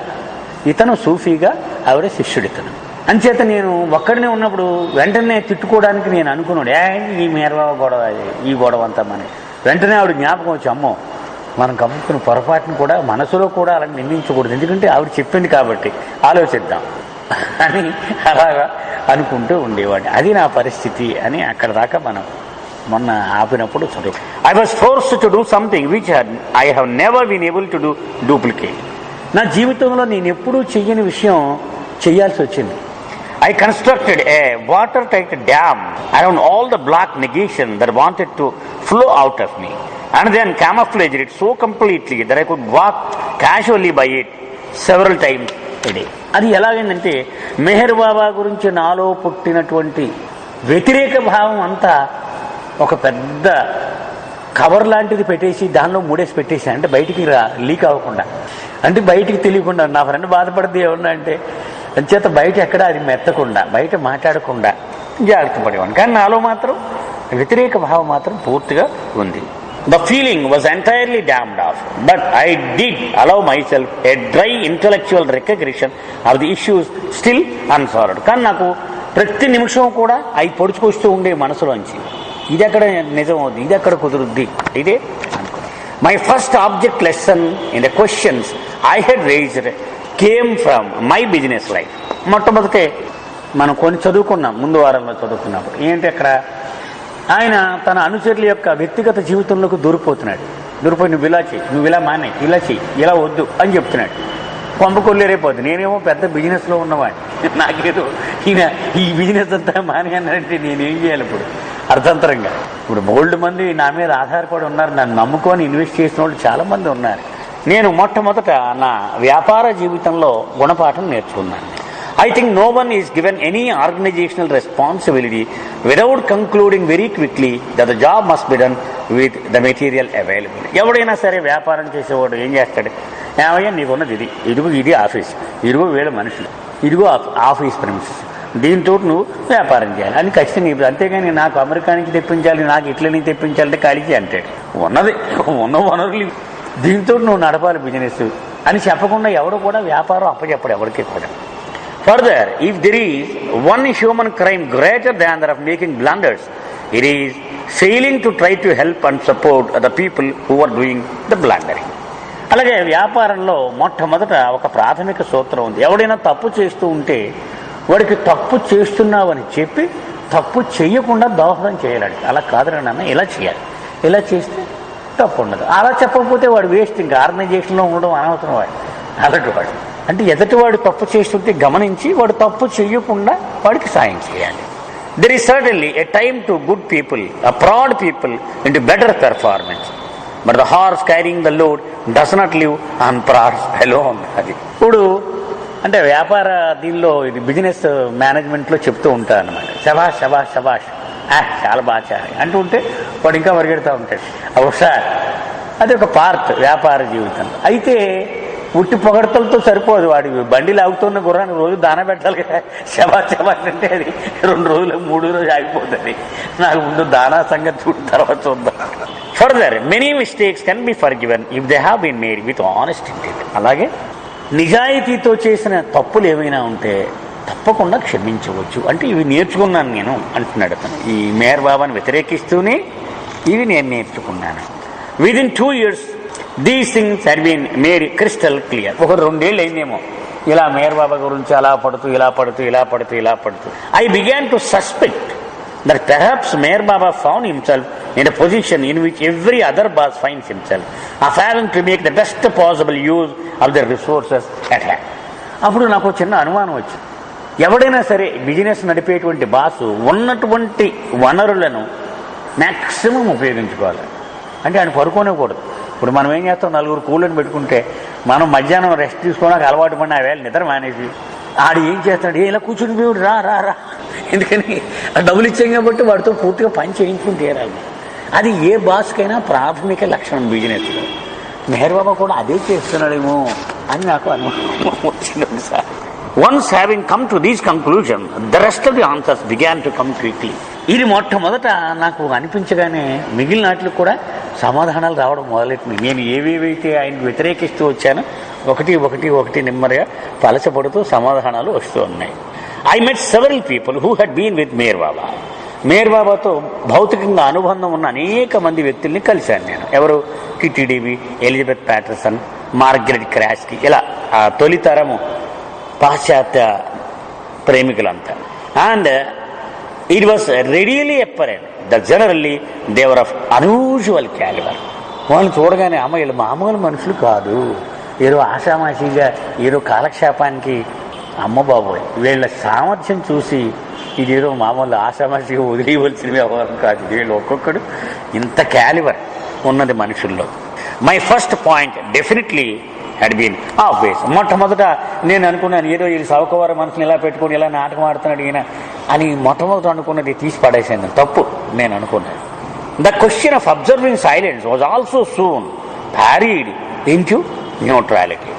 మౌనం గురించి అనుకున్నాం కదా, ఇది మౌనం పట్టడం ఏమిటి, తర్వాత అక్షరపాలు కొట్టుకొని ఇలా ఇలా ఇలా ఇలా ఈ డ్యాన్సులు ఏమిటి అనుకున్నాను కదా, అది కూడా నాకు అది ఇంక వేధించడం మానేసింది, అది కూడా న్యూట్రల్ అయింది. An unusual series of drains on my energies left me completely knocked out for several months. And when I was at the lowest step, I tried speaking just as little as possible. To my astonishment, I found that it was of marked help. చాలా కొన్ని వారాల పాటు నేను చాలా మదనపడుతూ ఈ సంఘర్షణను అనుభవించాను. నేను బలహీనపడ్డాను. అంటే ఈ మెహర్ బాబాయ్ జయించేసి స్టేజ్కి వచ్చాడు అనమాట. నేను నీరసపడగా ఆ స్థితిలో మాట్లాడడం కూడా మానేసి ఎవరితో మాట్లాడేవాడిని కాదు. నాలో నేనే దాని సమాధానం చెప్పుకోవడానికి ప్రయత్నం చేస్తూ ఉన్నాను. ఇది ఆశ్చర్యకరంగా చాలా సాయం చేసింది నేను అనుసరించిన పంథ. From this point, it was an easy step to realize that a great spiritual teacher might easily wish to conserve energy for more vital spiritual activities. అప్పుడు నాకు అనిపించింది, అంత పెద్ద స్థాయిలో ఆధ్యాత్మిక కార్యక్రమాన్ని చేపట్టే ఒక గురువు ఆయన శక్తిని మాటల ద్వారా వృధా చేయకుండా ఇంకా అతి విలువైనటువంటి కార్యక్రమానికి దాచుకుంటున్నాడేమో అని నా హృదయం చెప్పాను నాకు. అంటే చాలా ఎనర్జీ ఖర్చు అయిపోతూ ఉంటుంది మాట్లాడడం ద్వారా. కాబట్టి ఆయన విడుదల చేయాల్సినటువంటి ఆ శక్తికి, చేయాల్సిన కార్యక్రమానికి ఇంకా దాచుకుంటున్నాడేమో, అవసరం ఉందేమో అని నాకు సమాధానం లోపల నుంచి వచ్చింది. My answer might be wrong, నేను తప్పకుండొచ్చు నా సమాధానము, but at least I could see a ray of reason. కానీ ఇందులో ఒక కారణం అయితే ఉంది, చాలా కారణాలు ఉండొచ్చు, ఇదో కారణం అయి ఉండొచ్చు. అంచేత నేను అనవసరంగా ఎదటి వ్యక్తిని తీసి పడేయడం ధర్మము కాదు అని నాకు అనిపించింది. I began to feel better. నెమ్మదిగా ఇంకా మెహర్ బాబా నన్ను వేధించేటువంటి ఒక సబ్జెక్టు కింద లేదు, కొంచెం ఆయనతో నేను సదుపాయంగానే ఉన్నాను వ్యవహారం. The dull feeling of heaviness at the pit of my stomach began to lighten.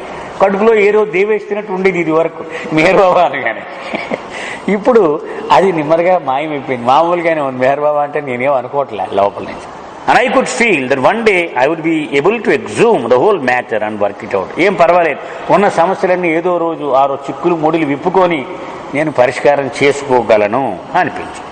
As I read more about Baba and talked with the people who knew Baba, it began to be clear that while he sometimes asked people to do very difficult things, he did not do so unless they were ready. పుస్తకాలు చదవగా మెహర్ బాబాతో కలిసి తిరిగిన మనుషులతో నేను అనుబంధం పెంచుకోగా ఒక విషయం అర్థమైంది. ఎవడైతే సంసిద్ధముగా లేడో వాడితోటి కష్టమైన పనులు చేయమని ఎప్పుడు బాబా చెప్పేవారు. అంటే వాడు సిద్ధంగా ఉంటేనే వాడితో చెప్పేవారు, లేకపోతే వాడికి ఎప్పుడు చెప్పేవారు కాదు. అది నాకు అర్థమైంది. It is interesting fact that Baba has asked only a very small number of persons in literal fact to give up all and follow. Baba జీవితం చూస్తే అతి తక్కువ మంది మనుషుల్ని బాబా ఇలా అడిగారు, ఒరే అన్నీ విడిచిపెట్టి నాకు కూడా వచ్చాయి అని. చాలా తక్కువ మంది విరిచి మనం చూస్తాం, విరిచి కుటుంబం ఒకటే మనకు కనపడింది. అతి తక్కువ మందికి మాత్రమే బాబా అలా చెప్పేవారు. అంటే దాని అర్థం ఏమిటి, వాడు కూడా రెడీగా ఉన్నాడు అని. The situation is more frequently the reverse, in which an individual begs to be allowed to give up his current life in a world of affairs to be with Baba. And Baba insist that ఈ remains at his post. కానీ చాలా మంది విషయంలో బాబాని మీరు అనుమతిస్తే మీ దగ్గర నా జీవితం అంకితం చేసి ఉండిపోతానని అడిగేవారు. లేదు, ఇప్పుడు ఎలా ఉన్నావో అలాగే ఉండు, నువ్వు వద్దు అని బాబాయే వద్దు అని చెప్తూ ఉండేవారు. చాలా మంది రెడీగా ఉండేవారు. For the great mass of people, the call to give up all and follow me means give up all attachment to your worldly life and follow my way. దాని అర్థం ఏమిటయ్యా అంటే, ఎక్కువ మంది అర్థం చేసుకునేది, నీ భౌతిక ప్రపంచముతో మీకున్నటువంటి మమకారములను, అటాచ్మెంట్స్ని అవి తెంపుకొని బాబా ఆశించిన రీతిలో జీవించడము అని దాని అర్థం. అందుకని ఇవన్నీ వదిలిపెట్టేసేసి మేరాబాద్ వెళ్ళిపోయి మూటములు భోజనేసి వెళ్ళిపోవని కాదు దీని అర్థము. However, it is only truthful to point out that there is always the minute percentage who are apparently intended to take the command quite literally, but they were not the one who were frightened by its condition. కానీ బాబా అలా అడిగిన వాళ్ళందరూ కూడా ఏమాత్రము చెలించకుండా రెడీగా ఉన్నవాళ్లే. అలాంటి వాళ్ళని నేను అడుగుతూ ఉండేవాడు. This realization still provided scant comfort. It is difficult to be shivering in one's boots and yet to try to imagine oneself completely able to cope with a problem which now produces only fear.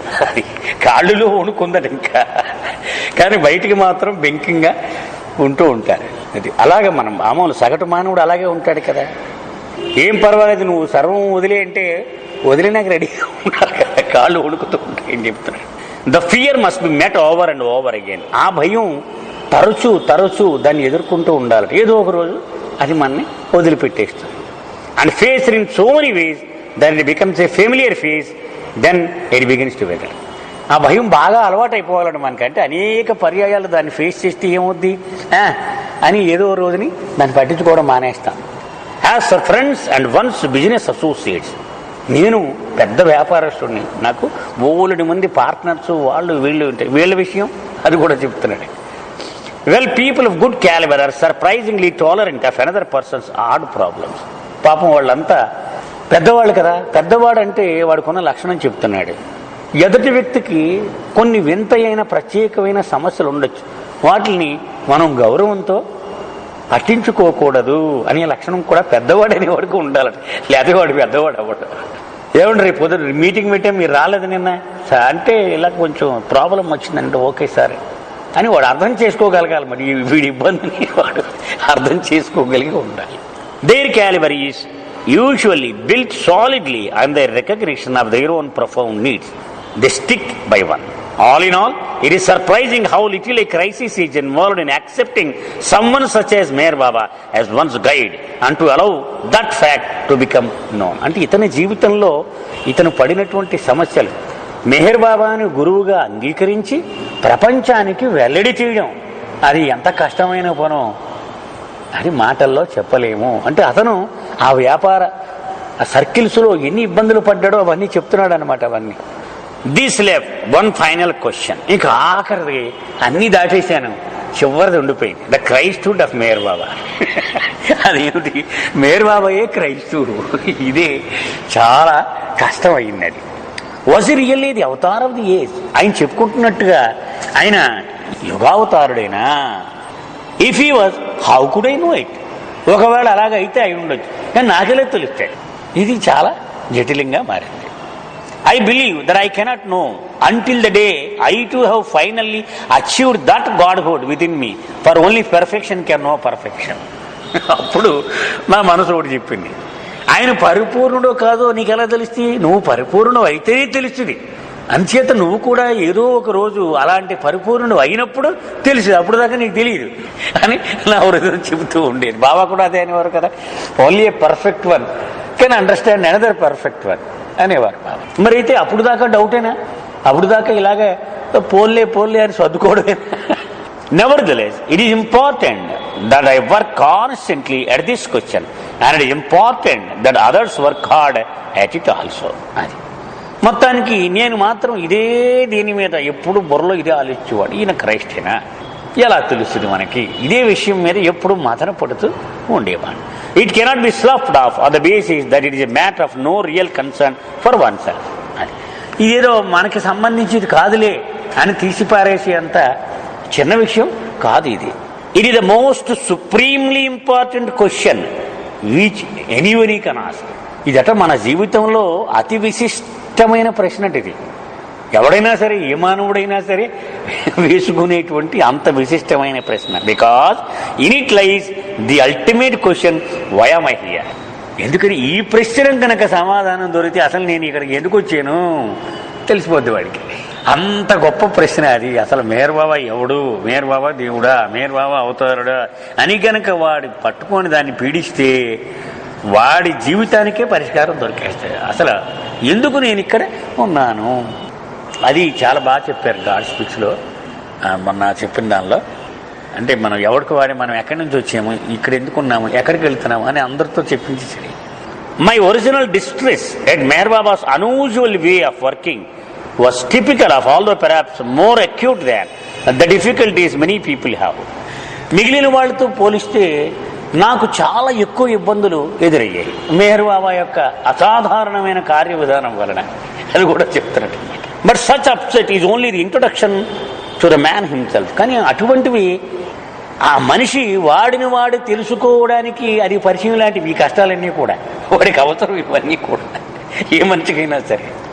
Once the barrier of conventional prejudice has been broken down and the individual has established his own contact with Meher Baba, then the real work within the relationship begins. మొట్టమొదట సంప్రదాయ సిద్ధముగా వీడి ప్రశ్నలు, సంఘర్షణలు, అంటే ఇది ఇలా ఉంది, అది ఎలా ఉంది, ఏది నిజం. ప్రెజుడిస్ అంటే అది, ఇది దీనికి వేరు, దానికి వేరు, దీనికి దానికి లంకి కుదరదు, ఇవన్నీ తెంపేసి బయట పడేస్తే అప్పుడు అవతార్ మెహర్ బాబాతో పర్సనల్గా నీ యొక్క అనుబంధం మొదలవుతుంది. I have already described elsewhere my initial reaction to Meher Baba and first meeting. నేను బాబాని తొలిసారి ఎలా కలిశాను, అప్పుడు నేను పొందిన అనుభవం ఏమిటి, మరొక చోట వివరంగా రాశాను. నేను చదువుకున్నట్టున్నాడు. ఎక్కడ? Introduction to God speaks. Introduction to God speaks అది చదివితే అందులో రాశాడు. మొత్తం అంతా ఇది అతని అనుభవమే రాశాడు. అతను పరీక్ష చేస్తూ ఉంటాడనమాట. మేర్ బాబా కూర్చుని ఉంటాడు, ముందు వందలాది మంది ఉంటారు, వెనక్కి చేరి జేబులో, కోటు జేబులో పెట్టి ఇలా పెడతాడు అనమాట. బాబా వెనక్కి తిరిగి ఇతరికేసి ఇలా అంటాడు. అలాగ 3 సార్లు టెస్ట్ చేస్తాడు. అంటే బాబా తెలుసా సర్వము ఇతనికి, నిజమా కాదా? 3 సార్లు అతను జలము లోపల నుంచి వెనక్కి తిరిగి ఇలా. అది ఫస్ట్ షాక్ అతనికి అనమాట. అది చెప్తున్నాడు. నేను మరొక చోట చాలా వివరంగా రాశాను నా అనుబంధం గురించి.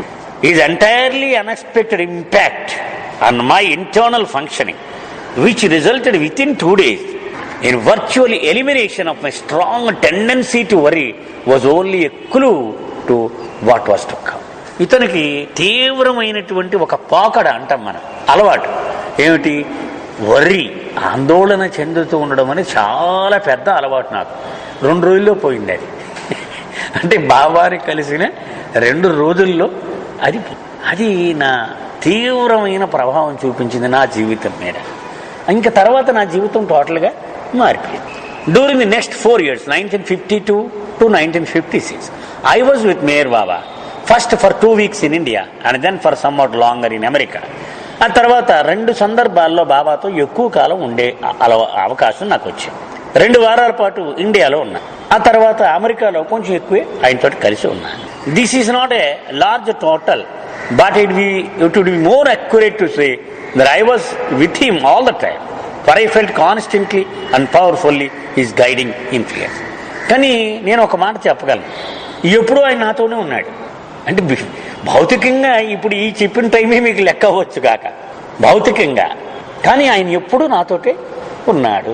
అది జూబ్లీ హిల్స్లో ఉన్నారు ఈయన వచ్చినప్పుడు. చాలాసార్లు వచ్చారు Jubilee hills.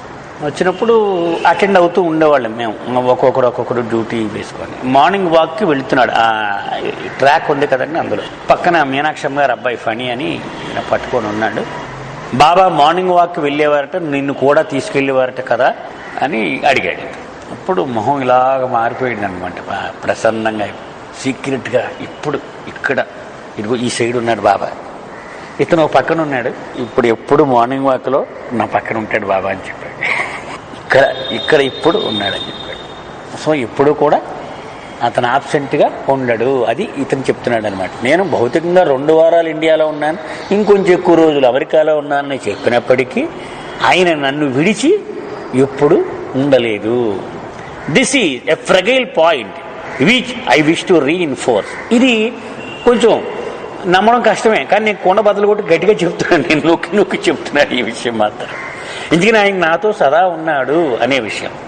I have never felt as if Meher Baba were looking down the sides of the gun barrel of my life as I aimed one point and then another.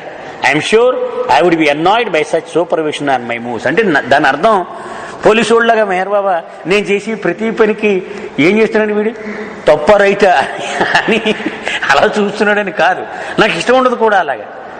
ఒకడు నేను చేసి ప్రతి పనికి అజమాయిషీ చేయడం కూడా నేను భరించలేని వ్యవహారం. తెల్లవాడు అసలు ఒప్పుకోడు దానికి. It is as if he busies himself quietly, setting parts of one's nature into motion that had either stagnated or never been in motion, rescues other parts from wild poles in which they had been caught, supplies energy and direction to get these things moving properly, and then calms overwrought nerves too long jungle by futile endeavor. ఇదంతా అద్భుతంగా చెప్పాడు. ఆయన చేసి పని ఏమిటంటే, మనం చాలా కాలం వాడకుండా వదిలేసిన ఒక కారుని మెకానిక్ దగ్గర పట్టుకెడితే అవన్నీ ఎలా చేస్తాడో అలా చెప్తున్నాడు. ఏం చేస్తాడట ఆయన, ఒకడికి ప్రవృత్తి అది అలా స్తబ్దుగా ఉండిపోతే దాన్ని తిరిగి చలనంలో పెడతాడట ఒక ప్రవృత్తిని. రెస్క్యూస్ అదర్ పార్ట్స్, ఈ సుడిగుండాల్లో పడిపోయి కొన్ని పాటలు అలాగా తిరుగుతూ ఉంటాయట, దాని నుంచి పక్కకు తప్పిస్తారు దాన్ని, ఆ సుడిగుండంలో పడకుండా. అంటే చేసిన తప్పులే చేసి ఉంటాం కదా, దాని నుంచి బయటపడతాడు, మళ్ళీ తప్పులు చేయకుండా దానిలో పడకుండా. Supplies energy and direction to these things moving properly. ఇంకా కొత్త శక్తిని విడుదల చేస్తాడు ఇవి సక్రమంగా కొంతకాలం పాటు నడిచేలాగా. And then comes overwrought nerves too long jangled by futile endeavor. అలిసిపోయినటువంటి ఈ నరాలని ఉపశమనం కలగచేస్తాట. Having done this, he makes no effort to jump into the driver's seat. ఇదంతా చేసి కూడా ఇదిగో నా కూడా రా నువ్వు అని ఆయన మన ముందు నిలబడి వెనకాల నువ్వురా అని ఎప్పుడు చెప్పడట. But allows the individual to use or abuse his overall engine as he wills. పూర్తిగా రిపేర్ చేసి పెట్టేశాడు కదా ఇంజిన్, ఇంకా నువ్వు స్టార్ట్ చేసి వెళ్ళిపోరా అంటాడు. It is only fair to point out that will has mean while undergone some modifications as well. నీ ఇష్ట ప్రకారం నువ్వు చేసుకో అని చెప్పినప్పటికీ నీ ఇష్టం అది కూడా ఓవరాల్ చేసి పెడతాట దాన్ని ఆయన. ఇది వరకు ఎలా ఉందో అలా వదిలేటటువంటి ఇష్టాన్ని కూడా దాన్ని కూడా కొంచెం ఓవరాల్ చేసి పెడతాట. One has the feeling of being able to listen intently and pick up a soft but distinct signal that has started. అది వాడు గురువు చెప్పింది చాలా శ్రద్ధగా నిండు హృదయంతో వినీట్టుగా చేస్తాడు, చాలా జాగ్రత్తగా ఆయన ఏం చెప్తున్నాడు ఏంటి అని. There is nothing compulsive about the signal. ఆయన ఏ సూచన చేసినా ఇలా చేసి తీరాల్సిందే అని ఎప్పుడూ చెప్పడట ఆయన. అందులో బలవంతం కానీ ఒత్తిడి కానీ ఉండదు. ఎందుకని బాబా అన్నాడు, ఎక్కడ కోయర్షన్ ఉంటే అక్కడ ప్రేమ ఉండదు. Where there is coercion there is no love. ఒత్తిడి బలవంతం ఉంటే అక్కడ ప్రేమకు తావు లేదు అని బాబా చెప్పారు. Far I can and often have overruled it. నేను కూడా ఎప్పుడు బలవంతం అనేది ఒప్పుకోను, నేను నా నేచర్ అని చెప్తున్నాడు. But I trust it and I listen for it because I find that the results make me happy and A unified man. కానీ ఎప్పుడు ఆయన చేసిన సూచనలను నేను తూచా తప్పకుండా పట్టించుకున్నాను, విన్నాను. ఫలితాలు చాలా ఆనందాన్ని కలగచేసి ఒక అండ్ యూనిఫైడ్ మ్యాన్ అంటే అందరికీ అంగీకారం అయినటువంటి ఒక మనిషిగా నన్ను చేశాయి. There is another important characteristic of this direction signal. అలాగే బాబా ఇచ్చేటువంటి సూచనల గురించి ఇంకొక విషయం కూడా చెప్పాలి. It works equally in the messy parts of life. జీవితంలో అనేకమైన రంగాలు, అనేకమైన సంఘటనలు, పరిస్థితులు ఉంటాయి. అన్నిట్లోనూ సమానంగా పనిచేస్తూ ఉండదట ఆయన ఇచ్చిన సూచన. As a developing human being I have a number of very problematical sides to my nature. నేను అపరిపక్వంగా ఉన్నవాడిని. బాబా తన ఒళ్ళోకి తీసుకొని రిపేర్ చేసి నన్ను ఒక అభివృద్ధి చెందేలాగా చేశాడు. కాబట్టి నాకున్న 360 డిగ్రీలు కదా నా చుట్టూ రకరకాలైనటువంటి పనికిరాని కోణాలు ఉండేవి నాలో. ప్రాబ్లమాటికల్ సైడ్స్ అంటే సమస్యలు ఇలా ముట్టుకుంటూ కూర్చుకుంటుంది అనమాట, ముచ్చుకుంటే కట్ అవుద్ది. అలాంటివి కొన్ని ఎడ్జెస్ ఉండేవి నాకు. I would just as soon they were not there because they are a real dream, Hari. I would just as soon they were not there because they were a real dream, Hari. అవి ఉన్నట్టుగా ఉండేవి కాదు. తర్వాత నా అనుభవం నాకు the truly astounding thing about one's relation to Meher Baba is that nothing is rejected or suppressed. ఒక అతి ముఖ్యమైనటువంటి విషయం ఏంటంటే మేర్ బాబాతో మనం గడిపేటువంటి అనుబంధం విషయంలో ఏ విషయాన్ని ఆయన చిచ ఇది పనికిరాదు అన్నట్టు అన్ని భరిస్తాడు, తీసుకుంటాడు, అన్ని సర్వస్వము కూడా. అలాగే ఏ విషయం దాచిపెట్టాడు, మనని దాచనాకు ఆయన ఒప్పుకోడు. I can think of none of the awkward discouraging embarrassing sides of my self which I would not show to Meher Baba. నా విషయంలో నేను చెప్తున్నాడు, నాలో ఎన్ని వికారాలు ఉన్నాయో అన్నీ ఆయన ముందు నేను వెల్లడి చేసేసాను. నేను దాచినది ఒక్క విషయం కూడా లేదు. ఎంత దరిద్రమైన అవని, ఎంత చండాలమైన అవని నేను ఆయన ముందు మాత్రం సంపూర్ణంగా చెప్పేశాను. అంటే ఆయనకి చూపించని కోణం లేదు నా జీవితంలో. However the matter is even more intimate than this. ఇంతకంటే ఇంకా సాన్నిహిత్యం ఇది నేను ఇంకా మాటల్లో చెప్పాను. కానీ one has the instinctive feeling that Baba already knows the worst which can be known about one and that he has accepted it. అదేమిటట, బాబా దగ్గరికి వెళ్ళగానే ఓరి దరిద్రుడా నీలో ఉన్న దరిద్రం అంతా నీకంటే ఆయనకి బాగా తెలుసు, ఆయన ఒప్పుకున్నాడు కూడా నీ దరిద్రం, లేకపోతే ఇక్కడికి రానివ్వడు కదా నిన్ను అని నీ హృదయం చెప్పేస్తుంది నీకు. Forgiven it and gone about its constructive reclamation, not rejection in a flash of an eye. ఆయన ఇలా చూడగానే ఆ చూపులో తెలిసిపోయేదట ఏమిటి, నీ వికారమును అంగీకరించి దాని రిపేర్ కూడా మొదలు పెట్టేశాడు ఆయన. అంతేగాని అది తీసి చిచి ఇది కుదరదు అని ఎప్పుడు అండు, దాన్ని తీసుకుని రిపేర్ చేశాడు ఆయన. ఒక కంటి చూపులో అది మనకు తెలిసిపోతూ ఉండేది. These are not idle words of praise. నేను ఊరికిని ఒక తంపుడు మాటల కింద ఏదో ఆయన పొగడడం కోసం నేను చెప్పిన మాటలు కావు సుమా ఇవి. Here one finds not just compassion but real forward motion. కేవలము ఆయనలో వాత్సల్యమును చూడడము అది కాదు. ఆయన మన చెయ్యి పట్టుకొని మనకు ముందుకు నడిపించుకు వెళ్ళిపోతాడు. ఆయన ఆ ముందడుగు ఇచ్చేస్తూ ఉంటాడు. This knowledge provides a great feeling of hope and courage. ఇది తెలియగానే నాకు ఎనలేని ఆశ, ధైర్యం, మనం ఏమి నష్టపోవటంలా అంతా లాభమే అని ఒక హుషారు అది నడిపిస్తూ ఉంటుంది. It is truly astounding to have lived for very years with certain basic problem to see them under the best of circumstances move in hesitant grudging starts and then suddenly under the unspectacular impact of a silent man from India to find them all moving vigorously ahead. ఆయన అనుభవం చెబుతున్నాడు. ఇష్టం లేకుండా చాలా కష్టంగా ఒక పెద్ద ఏనుగు ఇలా కదిలినంతగా ఆయన వైపు ఇబ్బందులు పడుతూ తిట్టుకుంటూ ఇంత అపసోపాలు పడుతూ నేను వచ్చినా ఆఖరికి భారతదేశం నుంచి వచ్చిన ఈ మౌనంతో ఉన్నటువంటి ఈ మనిషి మొత్తం నా జీవితాన్ని మార్చేశాడు. ఆయన తన చేతుల్లోకి తీసుకొని ముందుకి తీసుకెళ్ళిపోయాడు.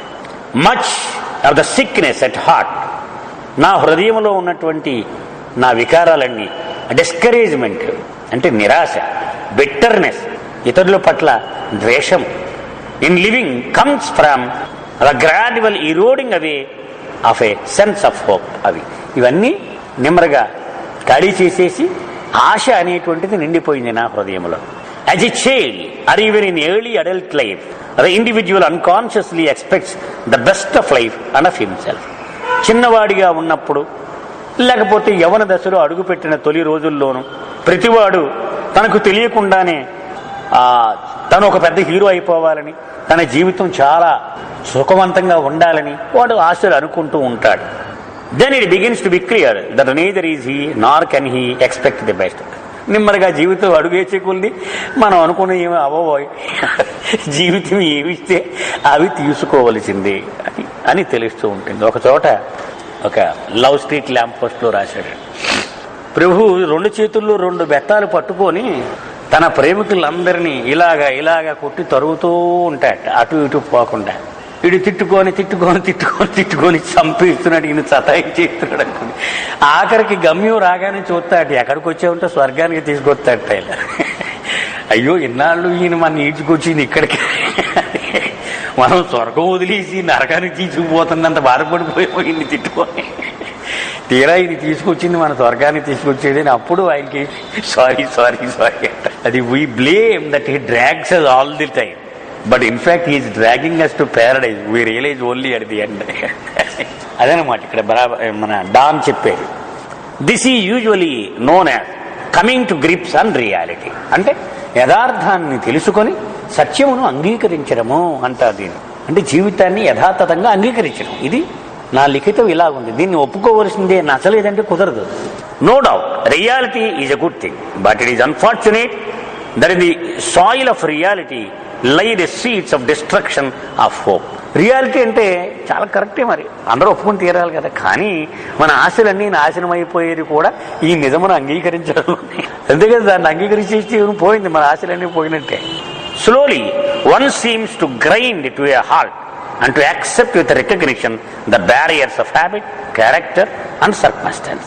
నెమ్మదిగా ఈ ఆశలు ఊహలు ఆగిపోయి మనకున్నటువంటి అలవాట్లు కూడా బ్యారియర్స్, అవి కొన్ని అడ్డుగోడల కింద నిలిచిపోతాయి మనకి. అలాగే మన క్యారెక్టర్, మన శీలం, పరిస్థితి. అంతే కదా, నాకు ఎంతో కష్టపడి ఆశ సంపాదించేసాను, దాన్ని ఎవరికో ఖర్చు పెట్టేవలసి వచ్చింది, చెల్లి పెళ్లి చేయవలసి వచ్చిందో, లేకపోతే ఏదో అయిపోయింది అనుకున్నాను, అయిపోయాడు వీడు ఓలు, వీడి ప్రాణం అన్ని అయిపోయింది అక్కడ. This is oldness, true oldness. ఇదంతా పాత పద్ధతి చెప్తున్నాడు. One of the greatest gifts received from Baba is the renewal of spontaneity. Far as he sets one's nature incomprehensibly back in to motion, life again becomes an adventure. Baba పరిధిలోనికి అడుగుపెట్టిన తర్వాత జీవితము నిస్సారముగా ఉండేటువంటి జీవితము ఒక సాహసంలాగా మారిపోద్దాడు. ఎందుకని స్పాంటేనిటీ అంటున్నాడు అంటే, స్పాంటేనియస్ అంటే కరెక్ట్గా చెప్పాలంటే అప్రయత్నముగా, అంటే మనం అనుకోకుండా దానికదే నడిచేది సహజంగా, దానికదే జీవితం అలాగ మారిపోతుంది. దెర్ ఈజ్ న్యూనెస్, జీవితంలో ఒక కొత్తదనం వస్తుంది. అన్ప్రిడిక్టబిలిటీ, మనం ఊహించలేనప్పుడు దానిలో ఒక మజా ఉంటుంది. ఇప్పుడు టెండూల్కర్ ప్రతిసారి సెంచరీ కొట్టేస్తే ఇంకెవడో వెళ్ళడం క్రికెట్ చూడడానికి. ఇప్పుడు ఎప్పుడు కొడతాడో తెలియదు, ఒకసారి 0కి అవుట్ అయిపోతాడు, ఒకసారి 90కి అవుట్ అవుతాడు, ఒకసారి సెంచరీ కొడతాడు. సో జీవితంలో ఒక కొత్తదనం, ఊహించలేకుండా ఉండేటువంటి పరిస్థితి, హోప్, ఆశ, sustainment around each corner in time. అది ప్రతి విషయం గురించి ఏదో ఒకటి నిలబెడుతూ ఉంటుందన్నమాట, ఒక ఆశ. The soul becomes once more like it child, మన ఆత్మ కూడా పసివాడిగా అయిపోతుంది. And one is struck by the lightness of one's heart. హృదయం తేలిగ్గా అయిపోద్ది మన హృదయం, అది మనకు తెలుస్తూ ఉంటుంది కూడా. Life is no less complex, there are no fewer problems to be solved one's consciously of the tragedies of life has not been dulled. అయితే జీవితం మామూలే, ఇవన్నీ వీడి దృక్పథమే మారిపోతుంది, జీవితంలో సమస్యలు మాత్రము అలా కొనసాగుతూనే ఉంటాయి.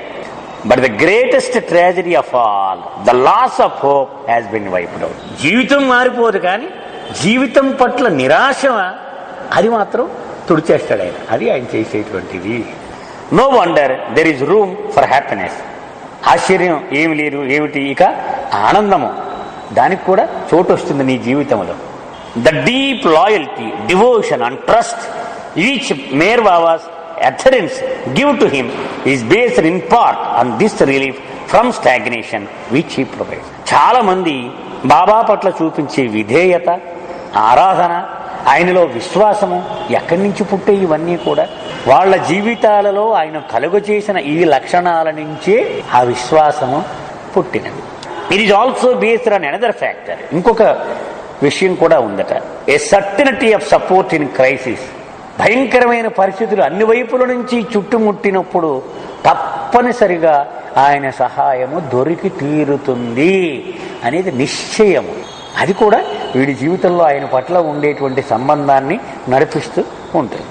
Of all the intangibles in which Meher Baba deals, this is perhaps the most difficult to fathom. కళ్ళకు కనిపించకుండా బాబా మనకి ఇచ్చేటువంటి ఈ అపూర్వమైన సహాయమే ఎంత లోతుగా పరిశోధన చేసినా అంతు పట్టనిది ఈ లక్షణం. One day there is not the courage to face certain things in self and in the world. ఒకప్పుడు బాబాలోకి రాకముందు నాలో కొన్ని విషయాలను కానీ ప్రపంచంలో కొన్ని సంఘటనలు కానీ నేను ఎదుర్కోవడానికి చాలా భయపడుతూ ఉండేవాడిని. ఉదాహరణకు నాలో తప్పు ఉంది అని నేను ఒప్పుకోవడానికి నేను ఎప్పుడు సిద్ధంగా ఓడిపోకూడదు, ఒప్పుకోకూడదు అనుకున్నాను. నాకు నేను ఉదాహరణకి ఏదైనా పొరపాటు చేసావంటే పొరపాటు చేయలేదు, ఎందుకంటే దాన్ని ఫేస్ చేయడానికి నాకు ధైర్యం లేదు అప్పుడు. The next day the courage is there. Baba has come in to one's life in the interim. Baba వీడి జీవితంలో ప్రవేశించగానే ఈ రెండు విషయాల్లోనూ వీడికి ధైర్యం వచ్చేసింది. అక్కడ చెప్తాడు, ఇక్కడ చెప్తాడు, తప్పు అయిపోయింది. This is not a solitary observation based on one persons experience. నేను ఒక్కడు నా అనుభవాన్ని ఇక్కడ చెప్పేసి మీకు అందరికీ నేను ఓదరగొట్టేస్తున్నానని మీరు అనుకుంటున్నారేమో. నా ఒక్కడిదే కాదు సుమా ఈ అనుభవము. It would be remarkable even if that were the case. It is the experience of thousands and thousands who have had personal contact with a silent man. మౌనాన్ని పాటించేటువంటి ఈ వ్యక్తిని అనుసరించే అనేక వేలాది మంది ఇదే అనుభవము. ఎవరిని కలిపి చూసినా నీకు ఇదే. It is possible to speculate indefinitely on how this transformation is accomplished. ఎలాగూ ఈ మార్పు తీసుకొచ్చాడు అనేటువంటి దాని గురించి మాట్లాడుతున్నాడు. One cannot help but think of the tales of the Christians who faced the lions in the Roman arena with smiles in their faces. మనం క్రైస్తు జీవితం చూస్తే ఆ క్రైస్తుని అనుసరించే వాళ్ళు సింహాలు వదిలేసేవారు. ఒక పెద్ద చుట్టూ కటకటాలు పెట్టి, అంటే క్రైస్తుని ఫాలో అయ్యే వాళ్ళని తినేయడానికి మరి సింహాలకు ఆహారంగా వేసేసేవారు. పెదాల మీద చిరునవ్వుతో ఆ సింహాలని ఎదుర్కొన్నారు. అది ఎలా ఎదుర్కొన్నారంటే ఇప్పుడు అర్థమవుతుంది బాబాని పట్టుకుంటే. There apparently is such a thing as supreme courage and it is apparently based and supreme certainty.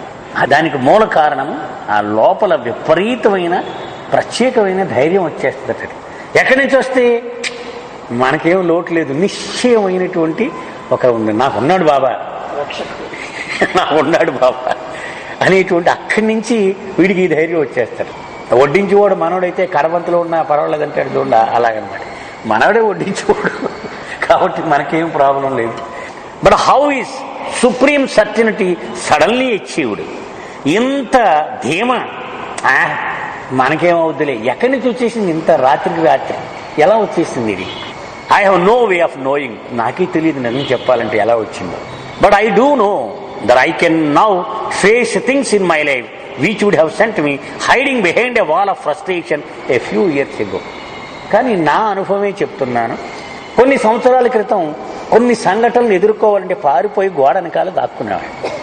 అది ఇప్పుడు గోడ విప్పుకొని అని పరిస్థితికి ఇప్పుడైతే మాత్రం నేను ధీమాగా చెప్పాలి. It may be in the long run that it is this complete acceptance of oneself by Baba which does it. ఏది ఇలా చేసింది నన్ను అంటే, బాబాని ఒకడు సంపూర్ణముగా తన జీవితంలో అంగీకరిస్తే ఏ మనిషి అయినా ఇలాగా ఉండవచ్చు, అది నిశ్చయము.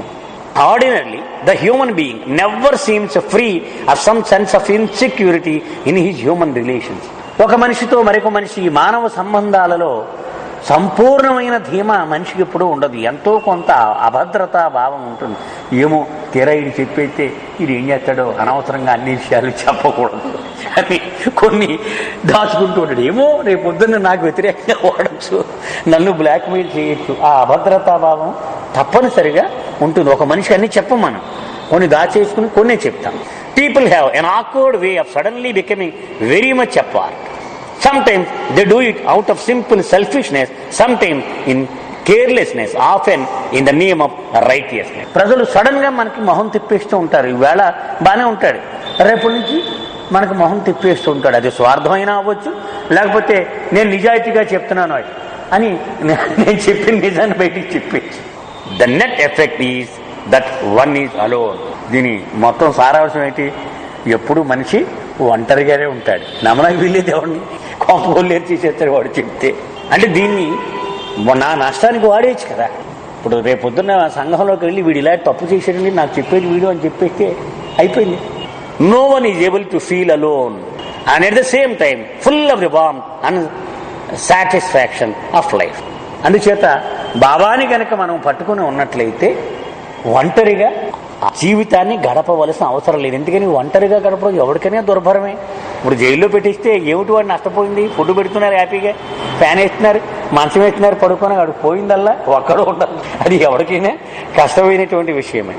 Much of oldness also comes from having tried again and again to spin a bridge of trust and affection across to another human being. అని ఇదివరకు పాత జీవితం గురించి చెప్తున్నాడు.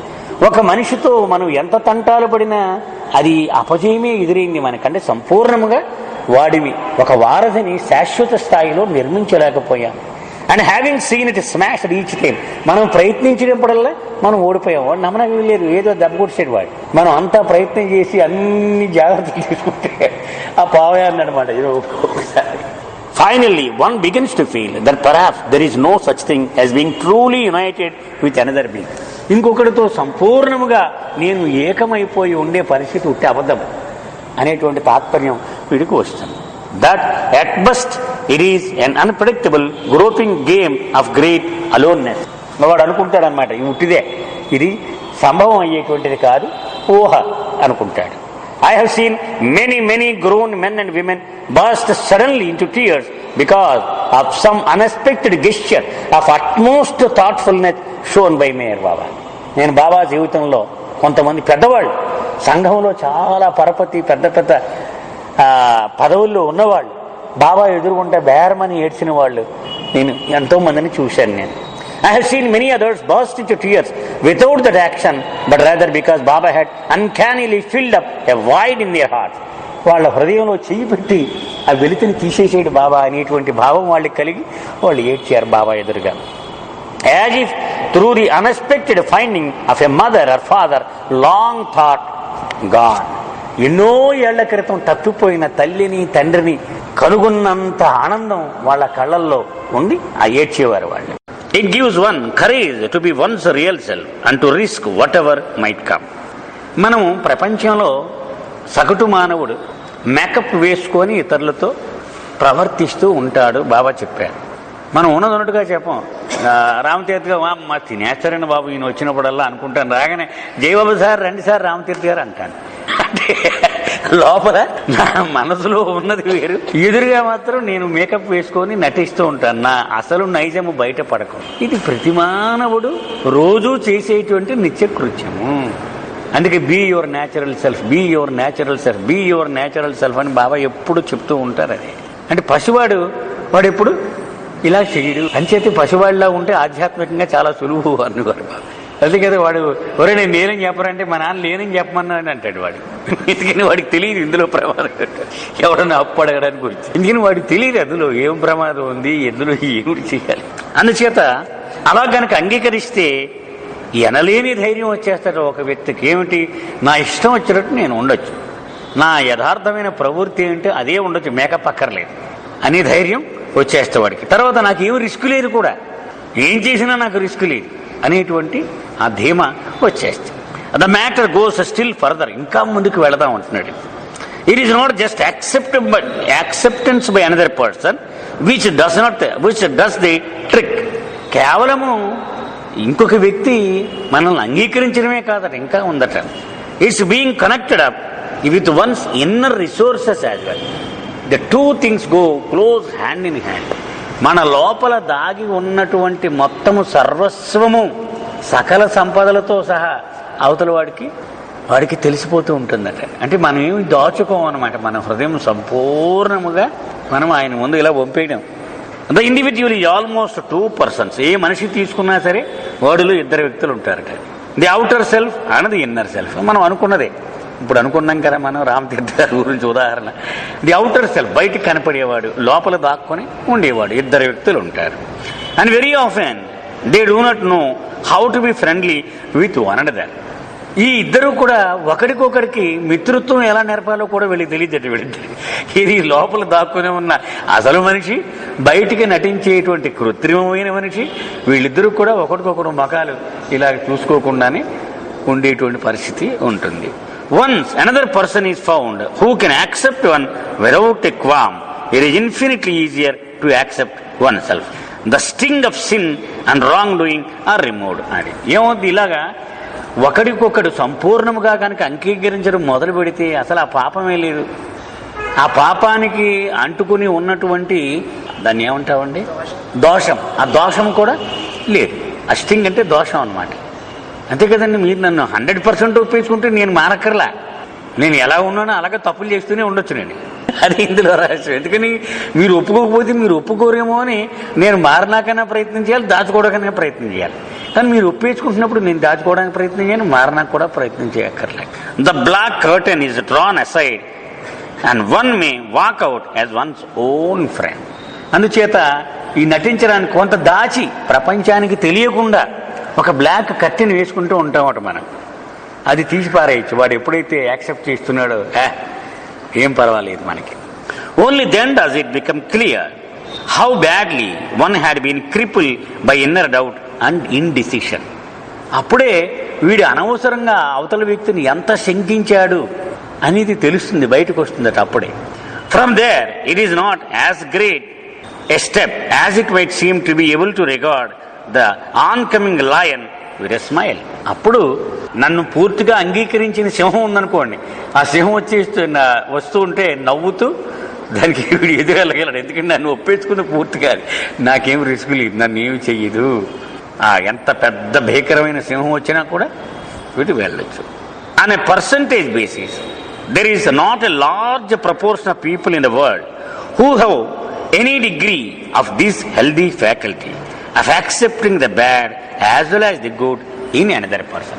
ప్రపంచం మొత్తం జనాభాని మనం తీసుకుంటే దానిలో 0.0000001% మంది ఉంటారేమో ఎతటి వ్యక్తులు మంచిని చెడుని సమానంగా తీసుకుని వాడిని అంగీకరించగలిగినవాడు. అనుమానం ఏం లేదుగా, డిస్ప్యూటే లేదు ఇందులో. Most people at best wish to do good and remedy the bad.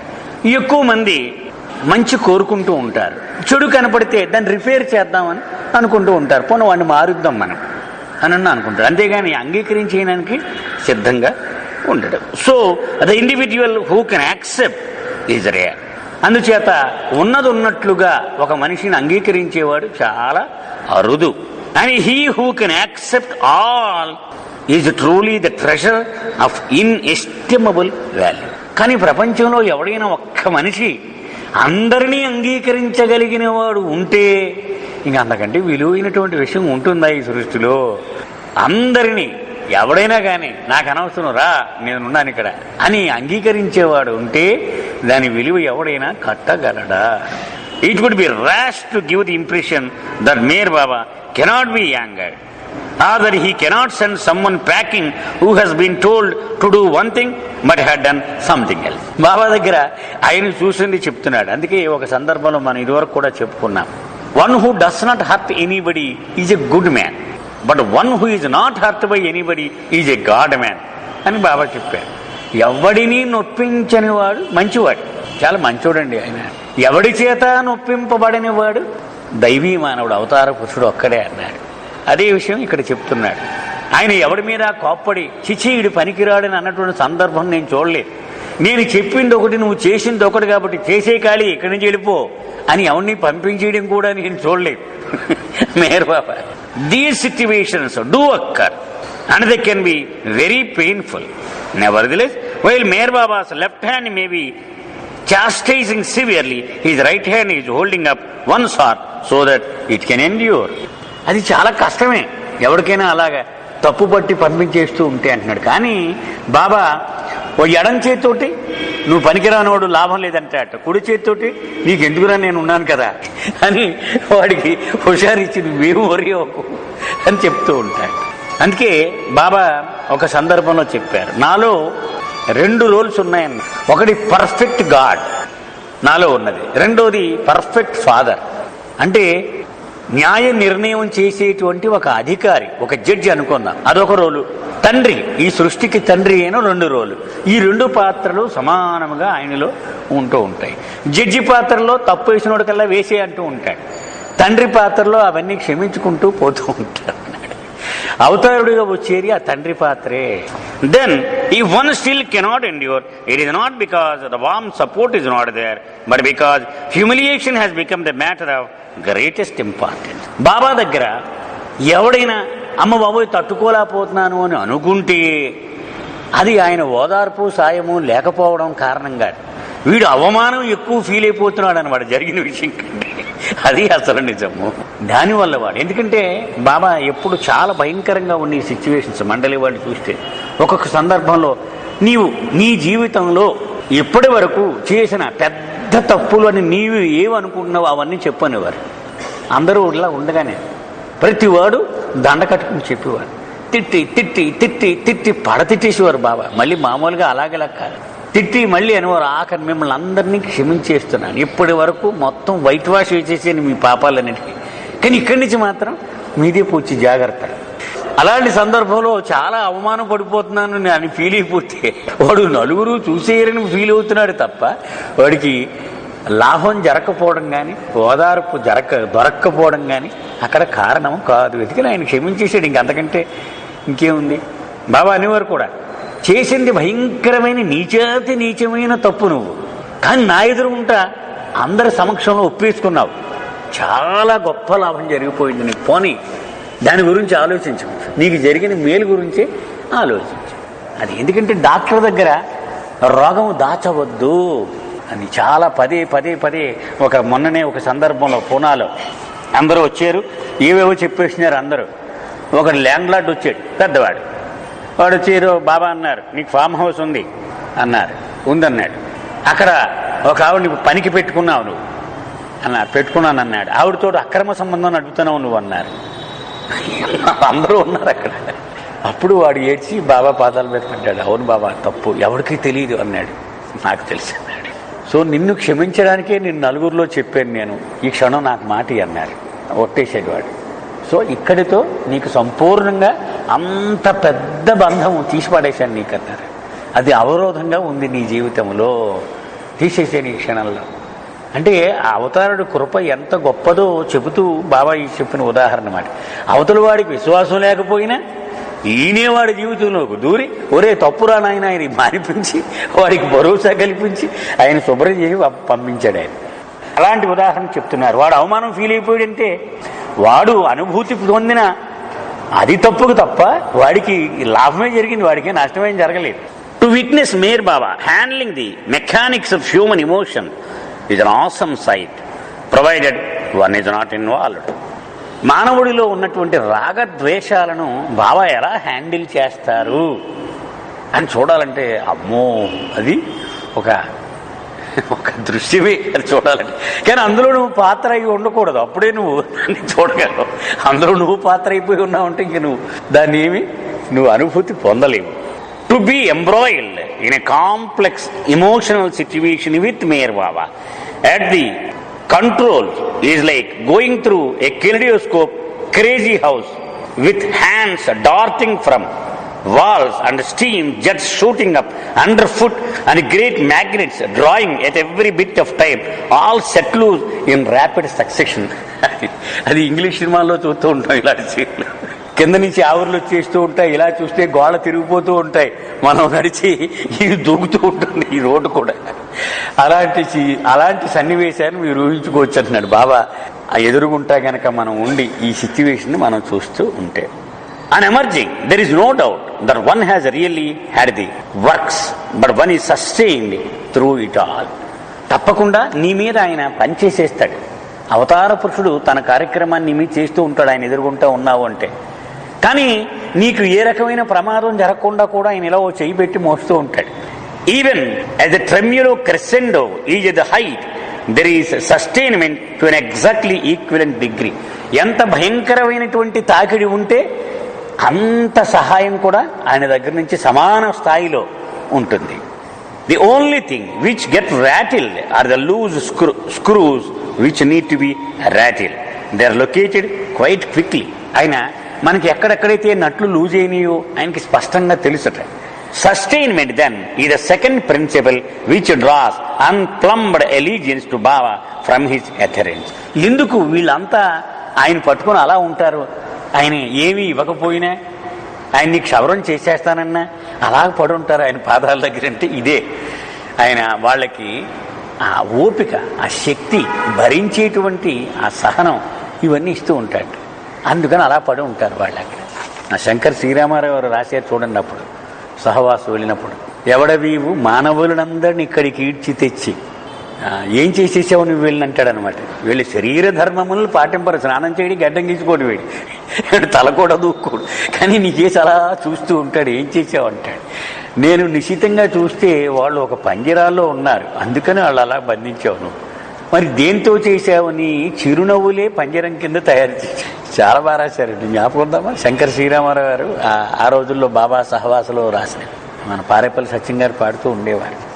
అలాగూ ఆయన ఎన్ని కష్టాలకు గురి చేసిన ఈ తాయిలం ఇచ్చేసి దాంతో అలా పడుంటారు. వాడు ఏమి ఇవ్వకపోయినా, ఉన్నది పట్టుకుపోయినా ఆయన దగ్గరే మాత్రం పడుంటాడు. అది రహస్యం. The third is undoubtedly the most important. మూడోది చెప్తున్నాడు. మొట్టమొదటి ధైర్యం చెప్పాడు, రెండవది భరించేటువంటి శక్తి, సస్టినెన్స్ అంటే అది. మూడవది the third is undoubtedly the most important, love, warmth, tenderness. అదేమిటట? ప్రేమ, ఆప్యాయత. First it comes from Meher Baba, and one is momentarily caught unaware, perhaps even embarrassed by it. ఒకడు బాబా పరిధిలోకి రాగానే బాబా నుంచి ముందు ఈ ప్రవాహం మొదలవుద్దట, ఈ ప్రేమ ప్రవాహం. అది ఎలా వచ్చేసింది? వాడిని చుట్టుముట్టేసి ఉక్కిరి బిక్కిరి చేసేసింది. ఎక్కడి నుంచి వచ్చిందో ఇంత ప్రేమ? వాడు తట్టుకోలేని పరిస్థితిలో ఉండిపోతాడు. అలా వచ్చేస్తుందట, అది వాడిని ఆవరించేస్తుంది. Then it comes from one self. ఆ తర్వాత వీడి లోపల నుంచి కూడా అది రావడం మొదలు పెడుతుందట. అంటే ఆ ప్రేమ ఎలా ఉద్భవిస్తుందో చెప్తున్నాడు. And again there is no anticipation of the action. అంటే వీడు అనుకోని వీడిలో నుంచి ప్రేమ రాదట, అది అప్రయత్నంగానే వస్తుంది. It springs out suddenly when least expected. వీడు అనుకోడట అసలు ఇప్పుడు నాలోంచి ప్రేమ వస్తుందని ఊహ కూడా ఉండదట వాడికి, కానీ వాడు లోపల నుంచి ప్రేమ తన్నుకొని వచ్చేస్తూ ఉంటుంది. And one can feel something like a sheepish puppy which has just unexpectedly wet in the middle of the living room rug and now wonders whether it may have done the wrong thing. పాపం చిన్న కుక్క పిల్ల woollen carpet మీద pass పోసేసి అది అలా చూస్తూ ఉంటుంది, ఇలాంటి పని చేసినట్టు. నేను అలాగా మనం తెలియకుండా మనలో నుంచి ఆ ప్రేమ బయటకు వచ్చి మనమే అనుకుంటూ ఉంటామంటే ఏంటిది ఇలా వచ్చేస్తుంది ప్రేమ. అతను ఆ వర్ణన చూడండి ఎలా చెప్తున్నాడు. It is an odd fact of our civilization that people hunger for a lifetime for simple human warmth and yet are a fight to show it. మానవ నాగరికతను చూస్తే గనక కొన్ని తరాలు ఆ ప్రేమ కోసం తహతహలాడి తప్పించిపోయారట. అయినా ప్రతివాడు కూడా ఆ ప్రేమను చూపెట్టడానికి జంకుతూనే ఉంటాడు. బావుదే నలుగురిలో ఎలాగా ఆప్యాయంగా వెళ్ళడం, ఆలింగనం చేసుకోవడం, ఏమన్నా బాగున్నారా అన్నాం, అది ఎప్పుడు కూడా బిగిసిపోయి ఉంటాడు. అది నాగరికతలో అది కావాలని ఏడ్చాడు, కానీ అది చూపెడదా ఉంటే మాత్రం వాడు బిగిసిపోతూ ఉంటాడు. భాస్కర్ రాజు గారు అనేవారు ఒకసారి సందర్భంలో, బాబా అన్నారు, you call somebody from Andhra group అన్నట్టు. అంటే అక్కడ వాళ్ళు బాబా మాకెవరో తెలియదు, గుర్తుపట్టలేమన్నారు. ఏమి లేదు, ఏ గ్రూప్ అయితే సీరియస్గా నవ్వు లేకుండా డిస్కస్ చేసేసుకుంటూ ఉంటారు వాళ్ళు ఆంధ్ర గ్రూప్ వెళ్ళి. చూడండి ఇప్పుడు హమీర్పూర్ వాళ్ళు కానీ వాళ్ళంతా హిందీ వాళ్ళు కానీ హాయ్ హాయ్ హాయ్ హాయ్ అని తిరిగేస్తూ ఉంటారు. మన వాళ్ళు మాత్రం ఇలా ఉంటాడు, ఇలా విగ్రహం లాగంటే మన నైజం అది. అది తప్పు రైటా కాదండి, అది వాళ్ళ నైజం, అది మన నైజం. అయితే బాబా చెప్పింది మాత్రం అదే కరెక్ట్ అని చెప్పి బీ చైల్డ్ లైక్, పసివాళ్ళలాగే కలిసిపోవాలి అంటే అలాగే ఉండాలి. మనం బిగిసిపోయి ఉండడం అంటే ఇది మనకు ఉన్నటువంటి. అంచేత మానవ నాగరికత ప్రేమ కోసం ఇంత తప్పించిపోయినప్పటికీ ప్రతి మనిషి, సగటు మనిషి ప్రేమను బయటకు వ్యక్తం చేయడానికి ఎప్పుడు జంకుతూనే ఉంటాడు. ఏమో అనుకుంటాడు మనకి. And suspicious when it is offered. అలాగే ఇంకొకడు ఆ ప్రేమను చూపెడితే వీడు వెంటనే ఇలా జంకుతాడు, దూరం ఉండండి దూరం ఉండండి ఎందుకని వీడికి అనుమానం సహజంగా. ఇది probably it is because there is so little of the honest variety available. దానికి కారణం ఏమిటంటే ఎంత బాగా చెప్పాడు చూడు. అంత స్వచ్ఛమైన ప్రేమ ఈ ప్రపంచంలో చాలా అరుదుగా దొరుకుతుంది. అందుకని కల్మషము, కలుషితమైన ప్రేమే మనకి ఎదురవుతూ ఉంటుంది ప్రపంచంలో. అందుకని మనకు భయం. అంటే అంత స్వచ్ఛమైన ప్రేమ మనకి ఎక్కడ దొరకదు, ఎదురవ్వదు కూడా. అందుకని భయం మనకి. It is a rare person who blossoms in the natural plenty of warmth and affection.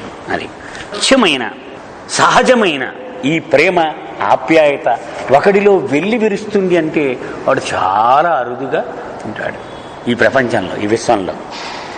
Most people want it, అందరికీ కావాలి అటువంటి ప్రేమ. Most people look for it, ప్రతివాడు వెతుకుతున్నారు కూడా దానికోసం.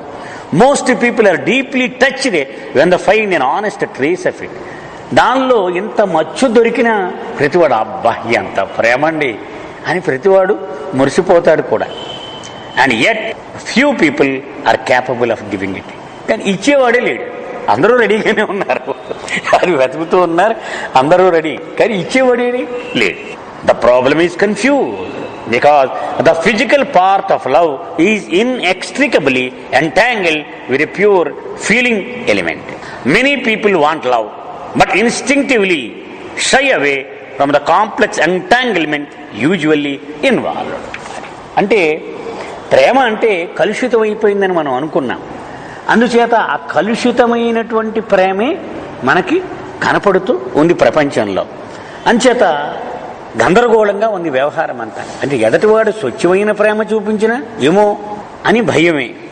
Other people adopt the reverse principle of rebellion against inhibitions and plunge in to most compromising involvement. ప్రపంచం తీరు చెప్తున్నాడు, అంటే దీన్ని ప్రాపంచికమైనటువంటి ప్రేమగా మారిపోతుంది. అది స్వచ్ఛమైన ప్రేమ కూడా ప్రాపంచికమైన ప్రేమగానే మారిపోతూ ఉంటుంది. Love is a very warm matter that demands some concrete means of expression. ప్రేమ అనేది చాలా ఆప్యాయత కూడి ఉంటుంది, అది వ్యక్తము చెయ్యవలసిన అవసరము ఉన్నది. లోపల ప్రేమ ఉందండి, తండ్రి ఇలా ఉంటాడు అంటూ ఉంటాడు, అసలు కొడుకు ఇంట్లోకి రావాలంటే వెనక గుమ్మం చూస్తూ ఉంటారు పూర్వం జనరేషన్ అంతా. వీడికి ప్రేమ ఉందట, కానీ వాడు చచ్చిపోయిన తర్వాత వాడు కొడుకు తెలియదు. మా నాన్న చాలా ప్రేమించారట. ఇక్కడ బాబాయ్ ఏం చెప్తున్నారు, ఆ ప్రేమ ఉండి ఏం ఉపయోగం, ₹1,00,00,000 బ్యాలెన్స్ ఉండి రాయినాకి చెక్ బుక్ లేకపోతే పవర్ లేకపోతే ఎందుకు ఇది అలాంటిది. అది వ్యక్తము చెయ్యవలసిన అవసరము ఉన్నది. The great problem is to know where feeling and expression begin and leave of. అసలు సమస్య ఏమిటంటే ఆ ప్రేమలో అనుభూతి ఎక్కడ మొదలవుతుంది, ఎక్కడ అంతమవుతుంది అది తెలియదు. Because people feel an inherent reaction against promiscuity, and because they sometimes cannot differentiate between warmth of feeling and the intense physical involvement, they often deny the one in order to avoid the other. ప్రేమ అంటే మనకి సినిమాలో మనం చూస్తున్న ప్రేమే, మగవాడికి ఆడవాడికి మధ్య ఉన్న ప్రేమే. మరి తల్లికి మధ్య బిడ్డకి మధ్య ఉన్న ప్రేమ ఎందుకు గుర్తురాదు? అది కలుషితం అయిపోవడం అంటే అది మన మనసులన్నీ కరప్ట్ అన్నారు బాబా. అది స్వచ్ఛమైన ప్రేమ, తుచ్చమైన ప్రేమ తెలియదు. తెలియక ప్రతిదాన్ని రిఫ్యూజ్ చేసేస్తూ ఉంటాడు. ఇప్పుడు ఎవడో ఒక అమ్మాయి వచ్చిందనుకోండి, పాపం మనకు మేలు చేద్దామని మంచిగా ఏమైనా మీకు ఏమైనా కావాలని నేను ఇస్తానంటే అబ్బాయి వద్దమ్మా మాకేం అక్కర్లేదు. ఎందుకంటే ఏమో లేనిపోను గొడవ, ఎందుకు వచ్చింది దరిద్రం ఇదంతా మనకి. ఎందుకంటే ప్రపంచంలో పురుషుడు స్త్రీ అనగానే అది ఒక తుచ్చమైనటువంటి దృక్పథంతో చూస్తూ ఉంటాడు. అంచేత మనకి ఇది అనవసరం, దీన్ని దూరంగా పెట్టేస్తేనే మంచిది. అంటే ఒక స్వచ్ఛమైన ప్రేమ ఉన్నప్పటికీ దాని అనుభూతి పొందడానికి వీడు సిద్ధంగా లేదు. ఏమవుతుందో ప్రపంచం. బాబా అన్నారు కదా, ఈత చెట్టు కింద కూర్చొని, తాడి చెట్టు కింద కూర్చొని వాడు పాలు తాగుతూ ఉన్నా కూడా ప్రపంచం ఏమంటది, వీడు కళ్ళు తాగుతున్నాడని అంటుంది. అందుచేత ఈ ప్రమాదం ఉంది కాబట్టి మొత్తం నాకు అక్కర్లేదు మహాప్రభు నీకో దండం అనేటువంటి ఆ విషయాన్ని వీడి ఎంచుకుంటాడు. This is not to be wondered at. The subject is charged with the least understood and least controllable factors in human nature. నిజానికి ప్రేమ అనేటువంటిది మానవుడి నియంత్రణలో లేనటువంటి విషయం. అది ప్రేమ అనుకుని పుట్టదు. ఇప్పుడు బాబాను మనం ఏమి ఈ వేళ నుంచి ప్రేమించాలని చెప్పగలరా? వాడు వస్తూ ఉండొచ్చు సెంటర్కి ఒక 1 ఏడాది 2 ఏళ్ళు వచ్చాక నెమ్మరే, కానీ ఏ క్షణంలో మొదలెట్టేది వాడికి తెలియదు. అది వాడి నియంత్రణలో ఉండనటువంటి విషయం. In addition to these it is beset by the greatest set of taboos in civilised existence. నాగరిక ప్రపంచంలో ప్రేమను నేరుగా వ్యక్తము చేయడం కూడా ఒక దోషము, ఒక తప్పుగానే ఎంచబడుతూ ఉంటుంది. Meher Baba slices perpendicularly through the tangled mass and shows a wealth of warm love expressed in simple physical actions that melt the ice of human inhibition like a blowtorch.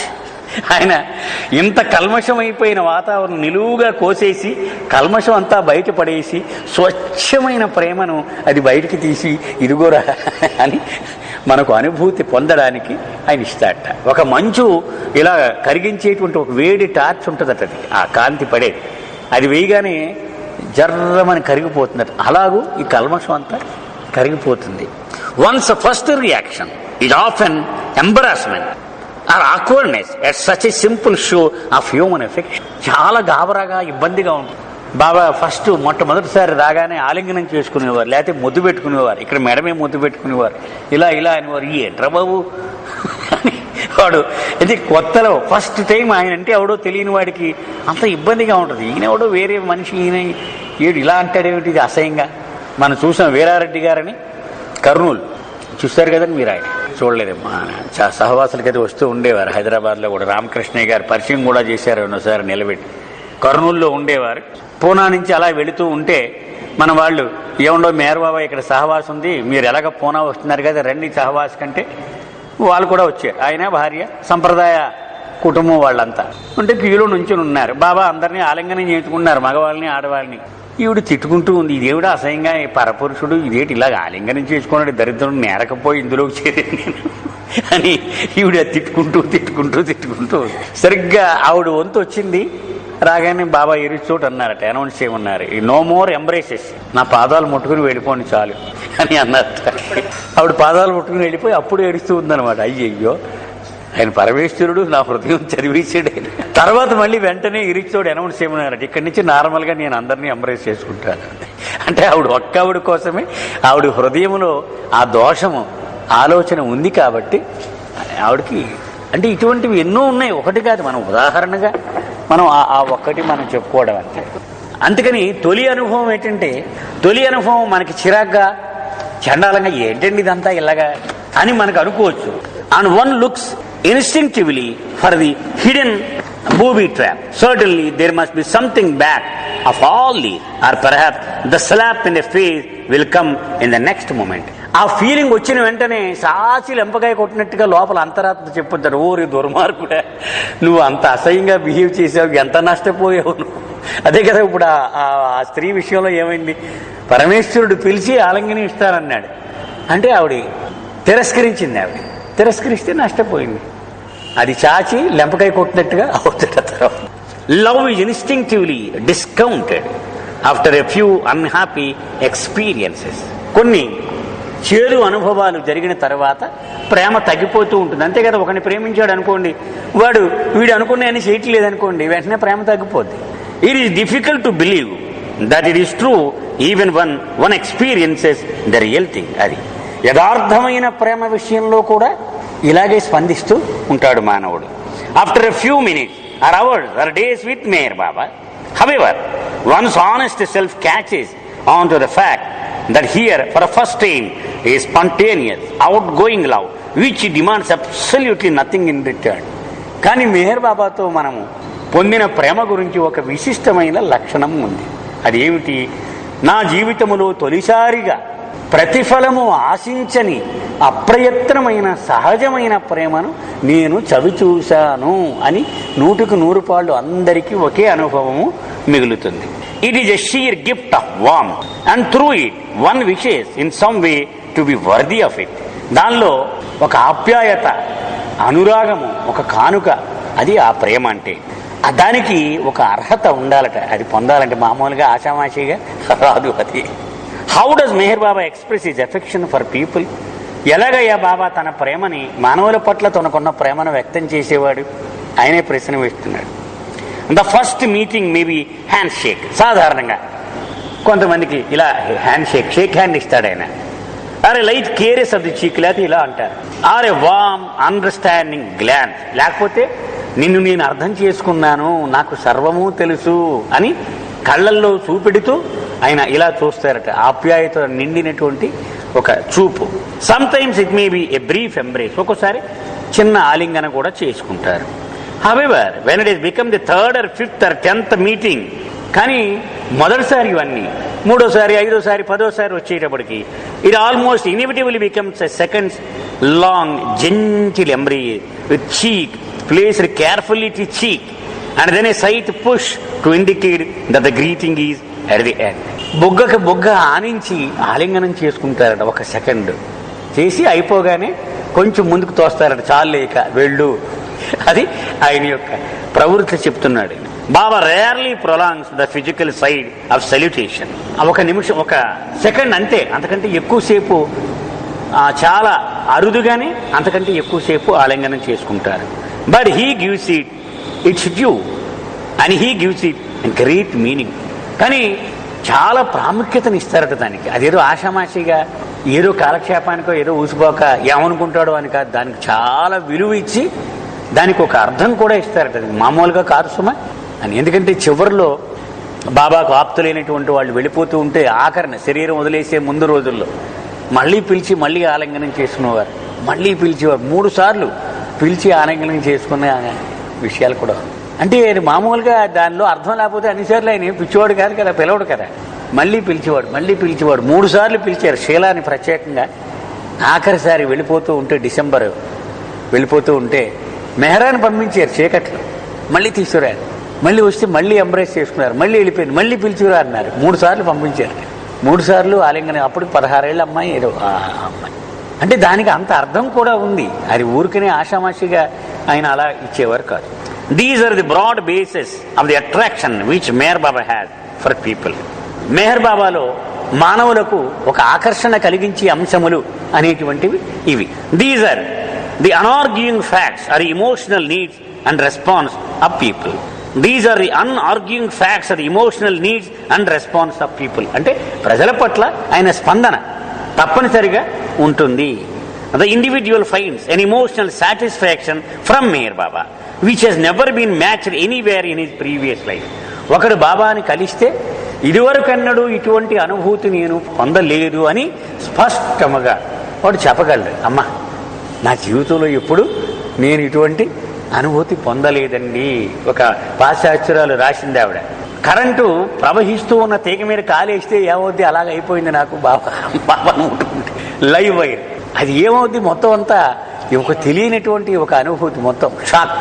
It is no wonder then that this response becomes the all-important fact for him and that usual ties begin to dim and fall by the wayside.